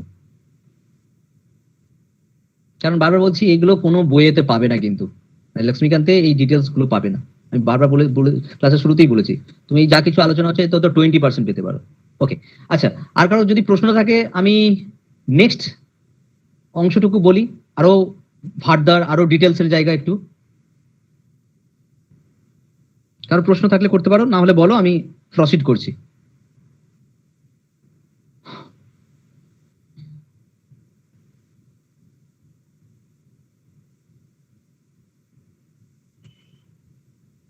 ওকে, ঠিক আছে। আচ্ছা, এবার আরো প্রশ্ন এসে যাবে, আরো ভেতরে ঢুকতে হবে, এটাই যথেষ্ট নয়। আমরা মানে আলটিমেট জায়গায় পৌঁছাচ্ছি, একদম হাইয়েস্ট লেভেলে, অ্যাপেক্স লেভেলে। এবার তোমাদের মনে প্রশ্ন আসতে পারে, ধরো আচ্ছা শৈলজ একটা কিন্তু সিচুয়েশন দিল, আমি শৈলজকে আনসার দিলাম, আমি তোমাদেরকে একটা সিচুয়েশন দিচ্ছি। বিজেপি 90টা সিট পেয়েছিল, তোমাদের ডাটাটা হয়তো মনে আছে, আমি তোমাদেরকে রিকল করিয়ে দিচ্ছি। বিজেপি 90টা সিট পেয়েছিল, আইএনসি 70টা সিট পেয়েছিল, লেফট 40টা সিট পেয়েছিল। আইএনসি আর লেফট জোট করলো বলে তাই আজকে যদি কেউ জোট না যদি করে, তাহলে কারো কাছে তো মেজরিটি নেই, না বিজেপি, না আইএনসি, না লেফট। তাহলে সেই সিচুয়েশনে কি হবে? এটা হচ্ছে কনস্টিটিউশনের একটা খুব ডেপথের প্রশ্ন, সেই সিচুয়েশনে কি হবে? কারো কাছে মেজরিটি নেই, 90টা, 70টা, 40টা।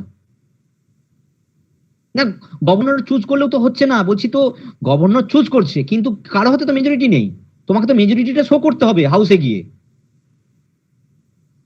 সেটা তো প্রাথমিক জায়গার ডিসক্রিপশন পাওয়ার তো বলে দিলাম, হ্যাঁ দেখাতেই তো হবে, কিন্তু কারো হাতে নেই, তাহলে কি করবে? তখন কি হবে? কেউ তো শো করতে পারবে না যে আমার হাতে। সেক্ষেত্রে গভর্নর ইচ্ছা করলে রি-ইলেকশনও করতে পারে। না, প্রথমে রি-ইলেকশন হবে না, তোমাকে অ্যাজ পার কনস্টিটিউশন সেটা হচ্ছে প্রেসিডেন্ট রুল লাগু হয়ে যাবে। এবার তার পুরো প্রকৃত তোমাদেরকে উদাহরণ দিই, যেটা হয়েছিল মহারাষ্ট্রে। এবার মহারাষ্ট্রের গল্পটা দিয়ে তোমাদের শেষ করব। শোনো, এই মহারাষ্ট্র গল্পটার মধ্য দিয়ে তোমাদের আজকে যাবতীয় যা কিছু পড়লে তার পুরো গল্পটা তোমাদের কাছে ছবির মতো ফুটে উঠবে। মন দিয়ে শোনো। এই যে প্রেসিডেন্ট রুল বললাম বা কোনো পার্টি পোস্ট অ্যালায়েন্সের ঘটনা যেটা বললাম, কোনো পার্টি ক্লিয়ার মেজরিটি পায়নি, যা কিছু এই গল্পটা বললাম, এক্সেপশনের গল্পটা, সেটা মন দিয়ে শোনো, পুরোটাই চলে আসবে। ওই জন্য বারবার বলছি লক্ষ্মীকান্ত কি পড়বে, কনস্টিটিউশন কি পড়বে, গল্প শুনে তুমি কনস্টিটিউশনের থেকে বেশি জেনে যাবে, এটা আমি তোমাকে দৃঢ়তার সাথে বলছি। আচ্ছা, মহারাষ্ট্রে যেটা হয়েছিল মন দিয়ে শোনো, 4টে দল, মহারাষ্ট্রের মেন 4টে দল, আমি ধীরে ধীরেই বলছি কারণ অনেকের এই সমস্ত দল সম্পর্কে হেনাতেনা সম্পর্কে আইডিয়া নেই। তো এনসিপি একটা দল, যার হচ্ছে সুপ্রিমো হচ্ছে শরদ পাওয়ার। কংগ্রেস, সে তো রয়েছে জানো, সোনিয়া গান্ধী, রাহুল গান্ধী, আরো সমস্ত রয়েছে। কংগ্রেস একটা দল, মহারাষ্ট্রের ঘটনা যেটা হয়েছিল ওদের ইলেকশনের পরিপ্রেক্ষিতে লাস্ট ইয়ার, 1 বছরের মতো হলো। আমি তো মোটামুটি এখানে 2-1 জন আছে, 2-3 জন আছে যারা আমার ফেসবুকের সাথে যুক্ত। আমি ফেসবুকে এরকম পলিটিক্যাল চর্চা প্রচুর করি, এবং সেটা অ্যাজ পার কনস্টিটিউশন, ওই নোংরা চর্চা বিষয়টা নয়, অ্যাজ পার কনস্টিটিউশন। কারণ কনস্টিটিউশন তো আমরা খুব ভালো জানি, খুব বুঝি, তাই আমরা এত ভুলভাল কথা বলি। আচ্ছা, যাই হোক, তো কিছুদিন আগে বিষয়টা আমার মেমোরিতে দেখাচ্ছিল, 1 বছর ফুলফিল হলো। কারণ 1 বছর আগে আমি এটা মহারাষ্ট্রের উপরে অনেকগুলো পোস্ট লিখেছিলাম, ওদের ওই যে সমস্ত ডেভেলপমেন্ট গুলো হচ্ছিল। সেটা কি, এবার মন দিয়ে শোনো। সেটা হচ্ছে এনসিপি একটা দল, কংগ্রেস একটা দল, শিবসেনা একটা দল যার সুপ্রিমো হচ্ছে উদ্ধব ঠাকরে, আর হচ্ছে বিজেপি। প্রি অ্যালায়েন্স হয়েছিল বিজেপি আর শিবসেনার মধ্যে, আর এদিকে কংগ্রেস আর এনসিপির মধ্যে অ্যালায়েন্স। দেখা গেল বিজেপি আর শিবসেনার দল তারা মেজরিটি পেয়েছে। ওকে, ভেরি গুড। তাহলে তারা এবার সরকার গঠন করবে। সরকার গঠন করতে গেলে তারা নিজেদের মধ্যে থেকে একজন লিডার ঘোষণা করতে হবে। যেভাবে বলেছি, কনস্টিটিউশন যেভাবে তোমরা জানলে সেভাবেই হয়েছিল ঘটনাটা, সেভাবে হতেই হবে। তো এখন সিএম কে হবে, তার মানে লিডার যাকে ঘোষণা হবে সেই সিএম হবে। এবার লিডার কে ঘোষণা হবে সেটা নিয়ে বিজেপি আর শিবসেনার মধ্যে মারামারি শুরু হয়ে যায়। মানে শব্দগুলো আমি জাস্ট ইন্টারেস্টিং করার জন্য, আন্ডারস্ট্যান্ডিং এর জন্য বলছি, মারামারি কেউ করেনি, তো মারামারি শুরু হয়ে গেছে। बीजेपी बोलছে এমন তো কথা ছিল না, ऐसे कैसे होगा, हम तो बोले थे हम हमारे तरफ से सीएम होगा देवेंद्र फडणवीस। এখন শিবসেনা বলছে না, আমাদের তরফ থেকে উদ্ধব ঠাকরে হবে। যখন যুদ্ধটা একটা খুব খারাপ পর্যায়ে পৌঁছে গেল, কোনো রকম রেজাল্ট বের হচ্ছে না, আউটকাম আসছে না সঠিক, তখন শিবসেনা বলল আচ্ছা চলো অর্ধেক অর্ধেক করে নিই, তোমাদের প্রথম 2.5 বছর থাক, যেহেতু 5 বছরের টার্ম হয়, টেনিওর হয়, তোমাদের 2.5 বছর থাক, তারপর আমাদের উদ্ধব ঠাকরে আমাদের 2.5 বছর থেকে যাবে। বিজেপি বললো না, আমরা এটা কোনোভাবেই মানতে পারবো না, সিএম আমাদের দল থেকে হবে, বাদ বাকি যে সমস্ত মিনিস্ট্রি গুলো রয়েছে সেগুলো নয়, আমি তোমাদেরকে অনেক ভালো ভালো মিনিস্ট্রি দেবো। কিন্তু শিবসেনা সেটা মানতে রাজি ছিল না। এমন জায়গায় পৌঁছে গেল, দুজনের মধ্যে দাঁড়ার তৈরি হলো, দিয়ে শিবসেনা জোট থেকে বেরিয়ে এলো। বেরিয়ে এসে বলছে আমি আর বিজেপির সাথে থাকবো না, একদম থার্ড ক্লাস পার্টি, আমার কথা শুনে না, বা আমাদের সাথে অনেক রকম ভালো কথা হয়েছিল ভেতরে ভেতরে যে সিএম আমাদেরও থাকবে, সেসব কথা মানছে না, এরকম নানা রকম অ্যালিগেশন দিয়ে বেরিয়ে এলো। এখন বিজেপি দেখলো মহাবিপদ, তাহলে তো আমার কাছে এখন আর ম্যাজিক ফিগারটা নেই। শিবসেনা ছিল বলে আমার হাতে ম্যাজিক ফিগারটা ছিল, তাহলে আমার হাতে, তাহলে কারো হাতে আর ম্যাজিক ফিগার নেই, না বিজেপি একার হাতে, না শিবসেনার একার হাতে, আর এদিকে তো কংগ্রেস আর এনসিপির জোটে তাদের কাছে তো ম্যাজিক ফিগার ছিলই না, তাহলে কারো হাতে ম্যাজিক ফিগার নেই। এই পরিস্থিতি যখন জটিল আকার ধারণ নিল, কেউ সরকার গঠন করতে পারছে না, তখন কিছুদিনের জন্য প্রেসিডেন্ট রুল লাগু করে দেওয়া হয়েছিল সেন্ট্রাল গভর্নমেন্টের তরফ থেকে। তাহলে প্রথমে প্রেসিডেন্ট রুলটা ক্লিয়ার হয়েছে, তারপর আমি পরবর্তী পদক্ষেপে যাব, গল্পতে যাব, আরো কনস্টিটিউশন ক্লিয়ার হবে। আগে বলো প্রেসিডেন্ট রুলটা প্র্যাকটিক্যাল আইডিয়া তোমাদেরকে দিতে পারলাম কিনা, ছবিটা দিতে পারলাম কিনা? ঠিক আছে, একদম প্রেসিডেন্ট রুল এইভাবে লাগু করে দেওয়া হয়েছিল। ওকে, এবার আমি যেহেতু ওই বারবার বলছি, আমি এইগুলো চর্চা নিয়েই থাকি এবং ফেসবুকে প্রচুর লেখালেখি করি বা যাই হোক, তো আমি এটা নিয়েও লিখেওছিলাম যে এই এমার্জেন্সির বিষয়টা হোম মিনিস্ট্রির আন্ডারে থাকে, আর আমাদের হোম মিনিস্টার অমিত স্যার একটা ইন্টারভিউ শুনেছিলাম, যখন এই প্রেসিডেন্ট রুলটা লাগু হলো, আর কোনো স্টেটে কোনো এমার্জেন্সি যদি লাগু হয় সেটা কখনোই সুখকর ঘটনা হতে পারে না। তুমি হাইপোথেটিক্যাল একটু ভেবে দেখো না, কোনো কারণে যদি আমাদের স্টেটেও এমার্জেন্সি লাগু হয়, আমরা সাধারণ বাসিন্দা হয়ে কখনো সেটাকে সঠিকভাবে নেব না, সেটা ভালো ঘটনা হতে পারে না। ওই জন্য এমার্জেন্সি তো মানে খুব এক্সেপশনাল বা এক্সট্রাঅর্ডিনারি সিচুয়েশনেই লাগানো হয়। তো ফলে যখন রীতিমতো এটার বিরোধিতা করা হচ্ছিল যে এইভাবে ক্ষমতার প্রয়োগ করে এমার্জেন্সি লাগু করে দেওয়া হয়েছিল, কিন্তু এমার্জেন্সি যেটা লাগু হয়েছিল সেটা অ্যাজ পার কনস্টিটিউশন হয়েছিল। আমরা কনস্টিটিউশন জানি না বলে অনেক সময় এই জন্য বললাম যে ভুলভাল কথা বলি। যাই হোক, তো এবার অমিত শাহ নিয়ে যেটাকে আমি বলছিলাম, অমিত শাহ কিন্তু একটা কথা বলেছিলেন বলছে দেখো এখন যা পরিস্থিতি, আমাকে এমার্জেন্সি লাগাতে হয়েছিল, স্টেট এমার্জেন্সি প্রেসিডেন্ট এমার্জেন্সি লাগাতে হয়েছিল, কিন্তু তোমাদের হাতে যদি কারো ম্যাজিক ফিগার থাকে, তুমি আমাদের কাছে এসে বলো, গভর্নরের কাছে যাও, তখন সরকার গঠন হয়ে যাবে, আমরা তো চিরদিনের জন্য এমার্জেন্সি লাগু করছি না। খুব ভালো কথা বলেছিল, একদম Amit Shah was completely right as per constitution. ঠিক আছে, তো সেই মুহূর্তে এবার বিজেপি কি করেছিল, এনসিপি যিনি সুপ্রিমো শরদ পাওয়ার, তার ভাই আছে অজিত পাওয়ার, সেও বড় লিডার এনসিপির মধ্যে, তো তাকে ভেতরে ভেতরে মোটামুটি হাত করে নিয়েছিল যেভাবেই যাই হোক না কেন, দিয়ে অজিত পাওয়ার এখন বিজেপির সাথে ভিড়ে গিয়েছিল, দিয়ে বিজেপি বলেছে তোমাকে আমি ডেপুটি মিনিস্টার করে দেবো, তাহলে তুমি এতগুলো বিধায়ক নিয়ে চলে আসো। তো অজিত পাওয়ার বলছে ঠিক আছে আমি এতগুলো বিধায়ক নিয়ে চলে যাচ্ছি এনসিপি থেকে। তো রীতিমতো এবার বিজেপি খুব খুশি হয়ে গেছে, দেবেন্দ্র ফাডনবিস সে এবার রাতারাতি কোশিয়ারির কাছে চলে গেছে, যিনি আমাদের গভর্নর ছিলেন, দেখুন আমার কাছে মেজরিটি আছে, আমাদেরকে সরকার ফর্ম করতে দিন। স্বাভাবিকভাবে তোমরা একটু আগে জেনে নিলে যে ডিসক্রিপশন পাওয়ার, যদি কেউ ক্লিয়ার মেজরিটি না পায় তাহলে গভর্নর পারে ক্ষমতা প্রয়োগ করে সরকার গঠন করতে, সরকার গঠন করার পদক্ষেপ নিতেই পারেন। তো বিজেপিকে দিয়ে দিয়েছে সুযোগ, ঠিক আছে। তো আমি এটা দেখেছিলাম, ভিডিওটা দেখেছিলাম, নিউজটা দেখেছিলাম, যে পাশাপাশি দুজন ওথ নিচ্ছেন, ডেপুটি মিনিস্টার হিসেবে ওই অজিত পাওয়ার, আর হচ্ছে সিএম হিসেবে দেবেন্দ্র ফাডনবিস। কিন্তু এখন ঘটনাটা হচ্ছে এবার তাদেরকে ফ্লোর টেস্ট করতে হবে, ইয়েস অর নো। বিরোধীরা তো বলবে যে তোমাদের কাছে পাওয়ার মেজরিটি আছে কিনা দেখাতে হবে, ফ্লোর টেস্ট করতে হবে, ইয়েস অর নো, ইয়েস। ধাপে ধাপে ধাপে ধাপে সমস্ত বিষয়টা ক্ল্যারিটিটা আনতে হবে। এবার ঘটনাটা হচ্ছে বিজেপি যে আশায় অজিত পাওয়ারকে মোটামুটি বিশ্বাস করেছিল, বা অজিত পাওয়ারও মোটামুটি যে কনফিডেন্সটা নিয়ে বিজেপিতে গিয়েছিল, দেখা গেল সেটার ভাঁড় শূন্য। অজিত পাওয়ারের সঙ্গে কোনো এমএলএ সেভাবে যায়নি, মানে যতগুলো এমএলএ থাকার প্রয়োজন ছিল যাতে করে মেজরিটিটা হবে বা হচ্ছে ম্যাজিক ফিগারটা হবে, ততজন যায়নি। তো বিজেপি সেটা বুঝতে পেরে গেছে, আমরা মোটামুটি এগুলো বুঝতে পারছিলাম। তো আমরা বলেইছিলাম যে সরকার পড়ে যাবে। আমার যদি 1 বছর আগেকার ফেসবুকের পোস্টে চলে যাও, এটা লেখা থাকবে, আমি অনেক আগেই বলে দিয়েছিলাম এই সরকারটা পড়ে যাবে, ঠিক আছে।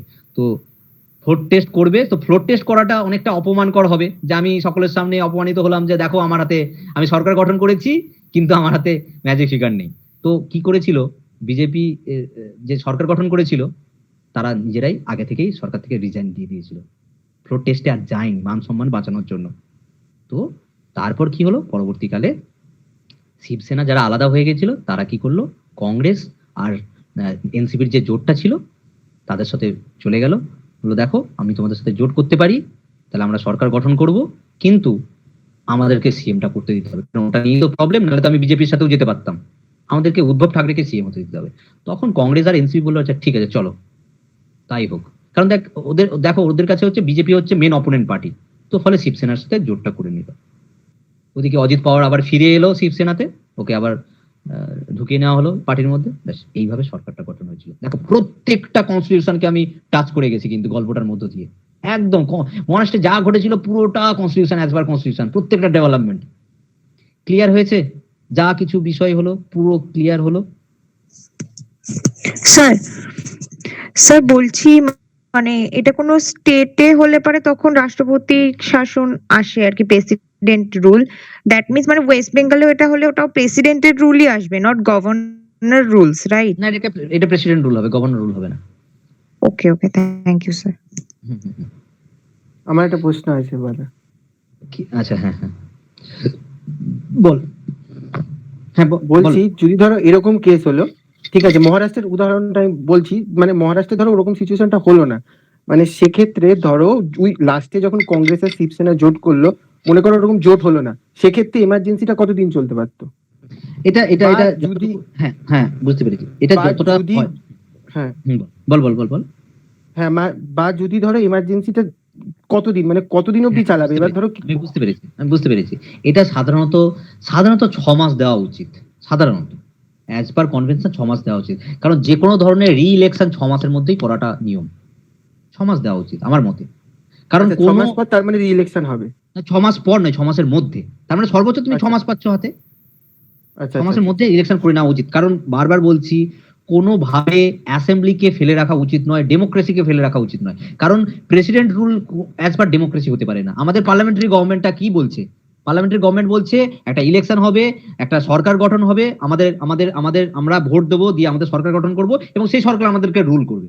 তাহলে সরকার তো নেই, এটা এটা বিউটি হতে পারে না, এটা ডেমোক্রেসির বিউটি হতে পারে না। সেই জন্য আমার মতে এটা 6 মাসের মধ্যে, এটা মানে একদম এক্সাক্ট করে দেওয়া নেই, তবে আমরা যতটুকু পলিটিক্যাল নলেজ আমরা আমরা আলোচনার মধ্যে দিয়ে দেখি, এটা 6 মাস অন্তত করা উচিত, 6 মাসের মধ্যে নতুন করে ভোট করে নেওয়া উচিত আমার মতে। ঠিক আছে শৈলজ? হ্যাঁ ঠিক আছে।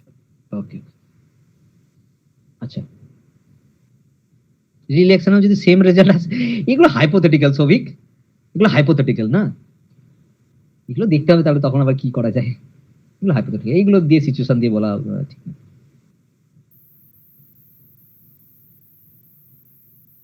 ওই যে মানে রোবটে একটা সিন ছিল না, রোবটকে প্রশ্ন করা হচ্ছিল এটা ওটা ওটা ওটা, তখন সে একটা জায়গায় বলেছিল এটা হাইপোথেটিক্যাল কোশ্চেন। কিছু কিছু জায়গা আছে সেগুলো ওইভাবে ঠিক বলা যায় না, বলাটা প্রেক্ষাপটও নয়, ঠিক আছে, বলার জায়গা থাকলে আমি ঠিক বলে দিতাম, তখন সিচুয়েশন অনুযায়ী তার আবার মনে হয় তাহলে একই জিনিস করবে। আর কারো প্রশ্ন?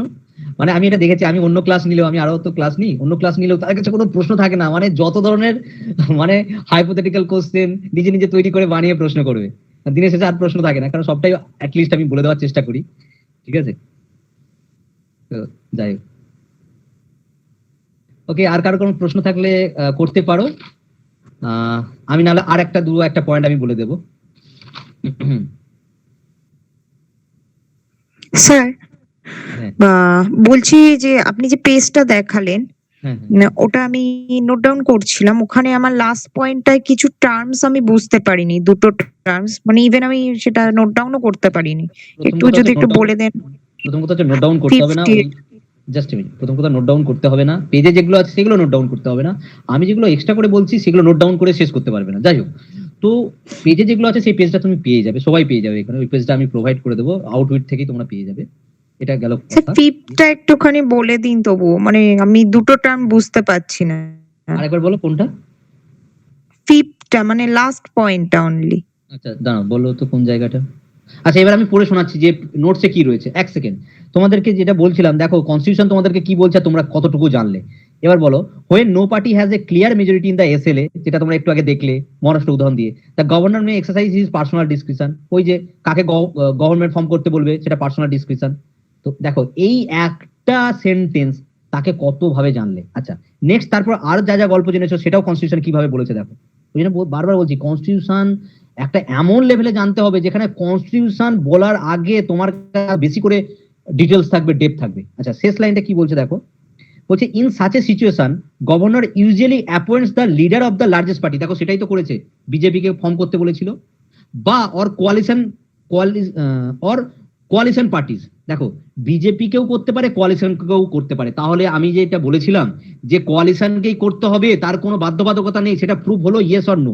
কেউ একজন আনমিউট করে বলো, কনস্টিটিউশন এটা বলে দেওয়া আছে, আমি তোমাদেরকে আগে গল্পতে বলে দিয়েছি, ওই জন্য বলো কনস্টিটিউশন দেখার দরকার নেই, গভর্নর কি বাধ্য কোয়ালিশনকেই করতে? ক্লিয়ার। ওকে, তো তারপর বলছে ask him to seek a vote of confidence, ওই ভোট অফ কনফিডেন্সটাই হচ্ছে যেটাকে আমি আমার শব্দ দিয়ে বা তোমরা যেটাও জানো ফ্লোর টেস্ট, ঠিক আছে, আরো তোমরা অনেক কিছু টার্ম জানলে, ফ্লোর টেস্ট, ঠিক আছে। তো এই ফ্লোর টেস্টটা এখন প্রায়শই হয়, ওই যেটা অ্যান্টি ডিফেকশন ল, কোনোদিন যদি সুযোগ পাই আমি তোমাদেরকে পড়াবো, এত ইন্টারেস্টিং জায়গা।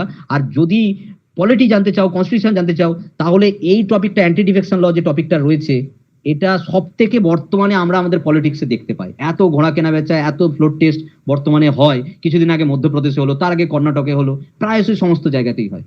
কিছুদিন আগে আমাদের স্টেটে ডিমান্ড করা হচ্ছিল যে মমতা ব্যানার্জির কাছে মেজরিটি নেই, কারণ যেহেতু সবাই ছেড়ে ছেড়ে চলে যাচ্ছে, তো এবার বিরোধী থেকে এটা কথাটা তোলা হচ্ছিল যে মমতা ব্যানার্জির কাছে মেজরিটি নেই, তাহলে এটা যদি আলটিমেটলি মানে ডেভেলপমেন্টটা হতো তাহলে সেটা যেত এই ফ্লোর টেস্টের দিকে। সেটা এবার দেখা হতো যে মমতা ব্যানার্জির কাছে সত্যি মেজরিটি আছে কিনা, সেটা তখন ফার্দার দেখা হতো, সেটা পরের কথা। কিন্তু আইডিয়াটা তোমাদের কাছে ক্লিয়ার হলো। এবার ফ্লোর টেস্ট করার জন্য কতদিন দেওয়া হবে সেইটা পয়েন্টটা লেখা নেই, সেটা কিন্তু প্র্যাকটিক্যাল আইডিয়া তোমাদেরকে দিয়ে দিলাম। সর্বোচ্চ 30 দিন, এবার 30 দিনের মধ্যে সে 10 দিন দিক 15 দিন দিক সেটা বলে দেবে। এই যে দেখো এখানে বলেছে যে in such a situation governor usually অ্যাপয়েন্টস the leader of the largest party and coalition parties as CM and ask him to seek a vote of confidence, তাকে বলবে যে তোমাকে ফ্লোর টেস্ট করে দেখাতে হবে, আমি তোমাকে গভর্নমেন্ট ফর্ম করার জন্য আমি তো দিয়ে দিলাম, কিন্তু প্লিজ এমনটি করো না, কারণ তোমাকে তো তুমি এবার প্রুফটা করিয়ে দাও বাবা হাউসে গিয়ে যে তোমার হাতে ক্ষমতা রয়েছে, তোমার হাতে মেজরিটি রয়েছে, এটা তোমাকে দেখাতে হবে। তো এই হচ্ছে বিষয়, ঠিক আছে। ওকে, আরো কিছু কোশ্চেন রয়েছে, আর একটা পয়েন্ট আমি আলোচনা করবো। আর কিছু প্রশ্ন যদি না থাকে বলো, আমি কমেন্ট বক্সে যাচ্ছি। আর যদি কিছু প্রশ্ন না থাকে বলছি ফ্লোর টেস্টের বিষয়টা তো স্পিকারও দেখে না, মানে রিসেন্ট যখন এই বাম কংগ্রেস একটা ফ্লোর টেস্টের আবেদন করেছিল বিধানসভাতে, তো ওটা হ্যাঁ, হবে হ্যাঁ, কি হবে speaker- না সে ব্যাপারটা তো স্পিকার দেখে না। হ্যাঁ হ্যাঁ একদম এর বিষয়ে সমস্ত কিছু স্পিকার দেখবে। ঠিক আছে,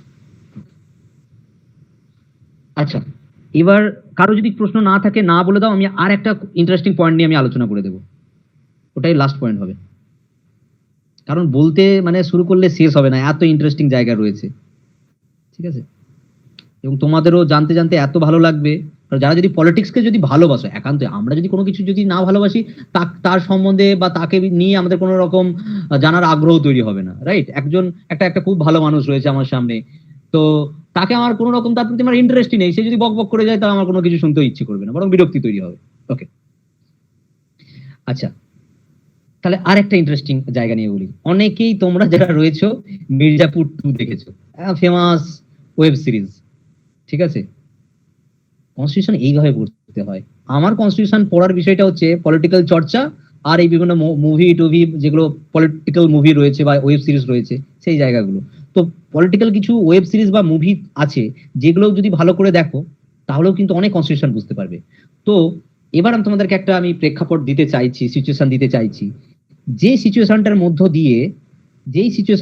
দিয়ে তোমাদের কিন্তু মির্জাপুর 2 বা এই কিছুদিন আগে যেটা নিয়ে সারা দেশে তাণ্ডব হলো, ওয়েব সিরিজটার নামই হচ্ছে তাণ্ডব, সেই তাণ্ডবের কানেকশন আছে, একদম পুরো কনস্টিটিউশন অনুযায়ী কানেকশন আছে, একটু ভুলভাবে ব্যাখ্যা করা হয়নি।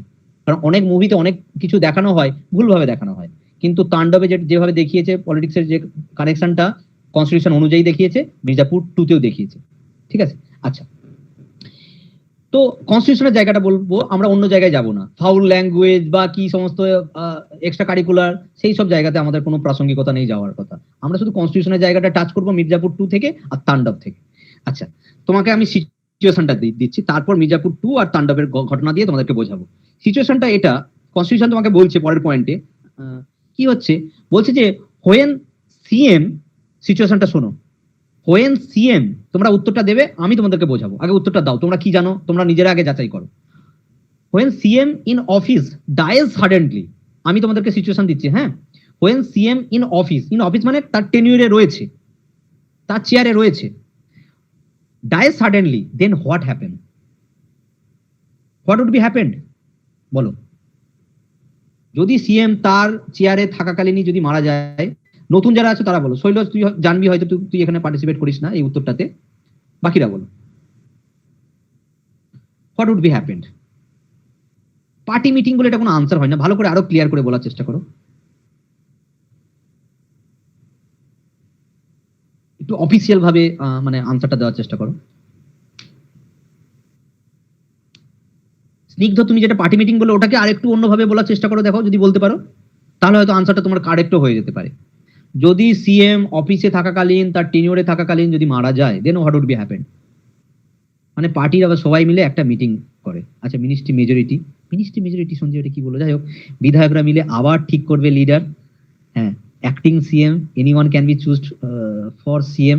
আচ্ছা অনেকে, আচ্ছা সঞ্জীব বলছে পার্টি যাকে চুজ করবে নেক্সট সিএম। আচ্ছা অনেকে মোটামুটি বেশ ভালোই আনসার দিয়েছে, কেউ হয়তো কারেক্ট দিয়েছে, বলার ভঙ্গিমানটা হয়তো একটু অন্য, কিন্তু আমি ক্রিটিসাইজ করবো না বা কাউন্টারও করবো না, অনেকে হয়তো ঠিকই আনসার দিয়েছে, থটস হয়তো ঠিক আছে না, এখানে কোনো ডেপুটি সিএম এর কোনো ঘটনা থাকবে না। অর্ণব যেহেতু এই আনসারটা দিল, আমি একটা প্রসঙ্গ বলে দিই, সাধারণত হাউসে স্পিকার ডেপুটি স্পিকারের পদ থাকে, স্পিকার যদি না থাকে ডেপুটি স্পিকার সামলে নেয়, কিন্তু গভর্নমেন্টে এরকম করে কোনো ব্যাপার থাকবে না যে সিএম আজকে মারা গেছে বলে ডেপুটি সিএম চালিয়ে নেবে, এরকম কোনো বিষয় নয়। এটা অর্ণব এই থটসটাকে দূরে করে দাও, একদম দূরে করে দাও, এটার কোনো যোগাযোগই নেই, একদম ভুল থটস। বাকিরা যারা বললে তাদেরকে আমি একটু প্রশংসাই করলাম, বেশ বলেছো, ভালোই বলেছো। এবার আমি আনসার দিচ্ছি, নিজেদের মতো করে বুঝে নাও, যার যতটুকু বোঝার জায়গা ছিল বা জানতে সেটাকে আরো ভালোভাবে অর্গানাইজড ভাবে জেনে নাও, আর যারা একদমই জানতে না তারাও ভালো করে শুনে নাও। আচ্ছা আমি আর কারো আনসার দেখছি না, আমি এবার বলি, যারা মির্জাপুর 2টা দেখেছো বা তাণ্ডবটা দেখেছো তারা কানেক্ট করতে পারবে। যদি সিএম বা পিএম দুটোই এক ঘটনা মারা যায়, তাহলে কি হবে, যে পার্টিটা মেজরিটি পেয়েছিল ওই পার্টিটাই কি করবে, আবার দলের মিটিং ডাকবে, যেভাবে প্রথমে তোমাদেরকে সিএম চুজ করার পদ্ধতিটা বলেছিলাম, অ্যাপয়েন্টমেন্টের পদ্ধতিটা বলেছিলাম, ঠিক ওইভাবে নিজেদের বিধায়করা বা পিএম এর কথা যদি বলো তাহলে এমপিরা আবার মিটিং ডাকবে, মিটিং ডেকে আবার নিজেদের মধ্যে থেকে একজন লিডার ঘোষণা হবে, দিয়ে সেই আবার সিএম বা পিএম নিয়োগ হবে। এবার তাহলে মির্জাপুর 2 তে কি হয়েছিল, যখন মুন্না ভাইয়ার যে ওয়াইফ যিনি তার বাবা সিএম ছিলেন, তিনি যখন মারা গেলেন তখন মিটিং ডাকা হলো। এবার মুন্না ভাইয়ার যিনি ওয়াইফ ছিলেন তিনি বললেন কি, আমি এই পরিচয় দলের নিজেকে লিডার হিসেবে ঘোষণা করছি। সে নিজেকে লিডার ঘোষণা করলেন, অসুবিধা নেই, তাকে সবাই যদি মেনে নিচ্ছে তাহলে ভালো কথা, তাহলে তিনিই সিএম হতে চলেছেন। তাণ্ডবে কি হয়েছিল, তাণ্ডবে একই ঘটনা ঘটেছিল। সেফ আলী খানের বাবা যখন মারা গেলেন, মানে সেফ আলী খান পয়জন দিয়ে মেরেছিলেন নিজে পিএম হওয়ার আশায়। তো তারপর অনেক রকম ঘটনা আছে, সেগুলো যাওয়ার দরকার নেই, সেগুলো মুভির পার্ট, কিন্তু সেগুলো জানতে হবে তাহলে আরো কানেকশন পাবে। যাই হোক, তো কি হচ্ছে, তার সো কল্ড মা আর কি, আচ্ছা কারো কি আনমিউট হয়ে গেছে, একটা শব্দ হচ্ছে, আচ্ছা, তো এবার তাকে কি হচ্ছে লিডার ঘোষণা করা হলো, যে আমি লিডার বা উনি লিডার, সেটা সবাই মিলে ঘোষণা করলেন, সবাই মেনে নিলেন, ফলে তিনিই পরবর্তীকালে পিএম হয়ে গেলেন, যেটা তাণ্ডব মুভিতে দেখানো হয়েছিল। ক্লিয়ার হয়েছে? এমনি কনস্টিটিউশনটাও বললাম, আর হচ্ছে যারা মুভিটা দেখেছিলে তাদেরকেও আমি কানেকশনটা করিয়ে দিলাম। ক্লিয়ার? ক্লিয়ার হয়েছে? ক্লিয়ার এই পয়েন্টটা? কারণ অনেকেই এটা ভাবে যে সিএম যদি মারা যায় তাহলে হচ্ছে সরকার পুরো ভেঙে গেল, আবার নতুন করে ইলেকশন হবে। এটা অনেককেই আমি আনসার করতে দেখেছি, অনেকেই আনসার করতে দেখেছি যে সরকার ভেঙে যাবে আবার নতুন করে ইলেকশন হবে। না, নট দ্যাট। যে পার্টি মেজরিটি পেয়েছিল সেই পার্টিই থাকবে, তারা আবার তাদের মধ্য থেকে আবার নতুন করে একজন লিডার ঘোষণা করে নেবে। ঠিক আছে, ওকে, আজকে এই পর্যন্ত থাক।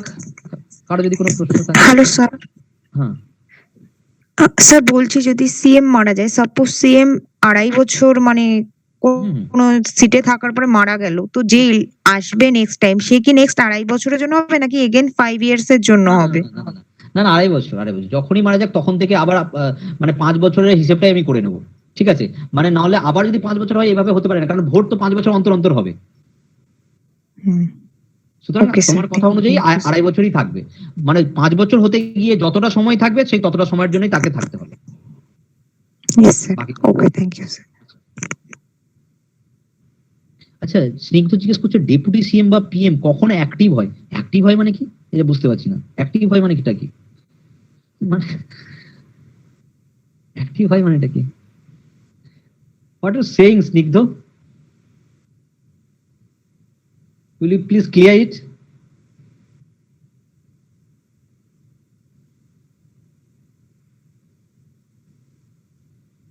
মানে তাদের কার্যকারিতাটা কখন হবে,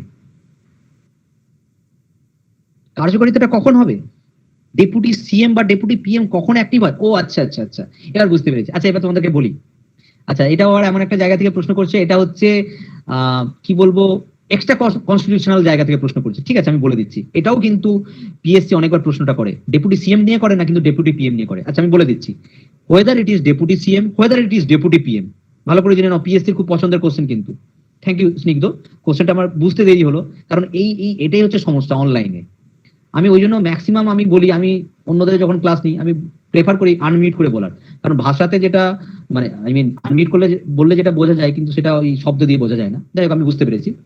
তো যেটা বলতে চলেছিলাম যে whether it is deputy CM or whether it is deputy PM, কনস্টিটিউশনে ডেপুটি সিএম বা ডেপুটি পিএম এর পদের কথা বলে দেওয়া নেই। এটা কনস্টিটিউশনের বাইরে থেকে এটাকে তৈরি করা হয়েছে। কখন তৈরি করা হয় বলে দিচ্ছি, এটা মাথায় রাখবে, কোনোদিন কিন্তু ভুলবে না, দরকার পড়লে ক্লাসে সেটা লিখে নেবে। এটা একটা আলোচনা হয়েছিল, একটা ক্রিটিসিজম হয়েছিল, অনেক অতীতকালের ঘটনা, যে বলা হচ্ছে যখন পিএম হওয়ার দাবিদার, পিএম আর সিএম একই ভেবে নাও, আমি একটা উদাহরণ দিয়েই বলছি, যখন পিএম হওয়ার দাবিদার দুজন খুব প্রমিনেন্ট লিডার হয়ে যায়, তখন কি করা হবে? দুটো পিএম তো হতে পারে না, তখন কি বলা হচ্ছে যে তাহলে একটা ডেপুটি পদ তৈরি করে দেওয়া হোক। কিন্তু এটা কনস্টিটিউশন বলেনি, কিন্তু এটা কনভেনশন হয়ে চলে আসছে, মানে ওটা যখন যারা সরকার গঠন করবে তারা চাইলে এটা করতে পারে, কিন্তু এটা কনস্টিটিউশন। এটাই তোমাকে প্রশ্ন করবে, এটা কি অ্যাজ পার কনস্টিটিউশন?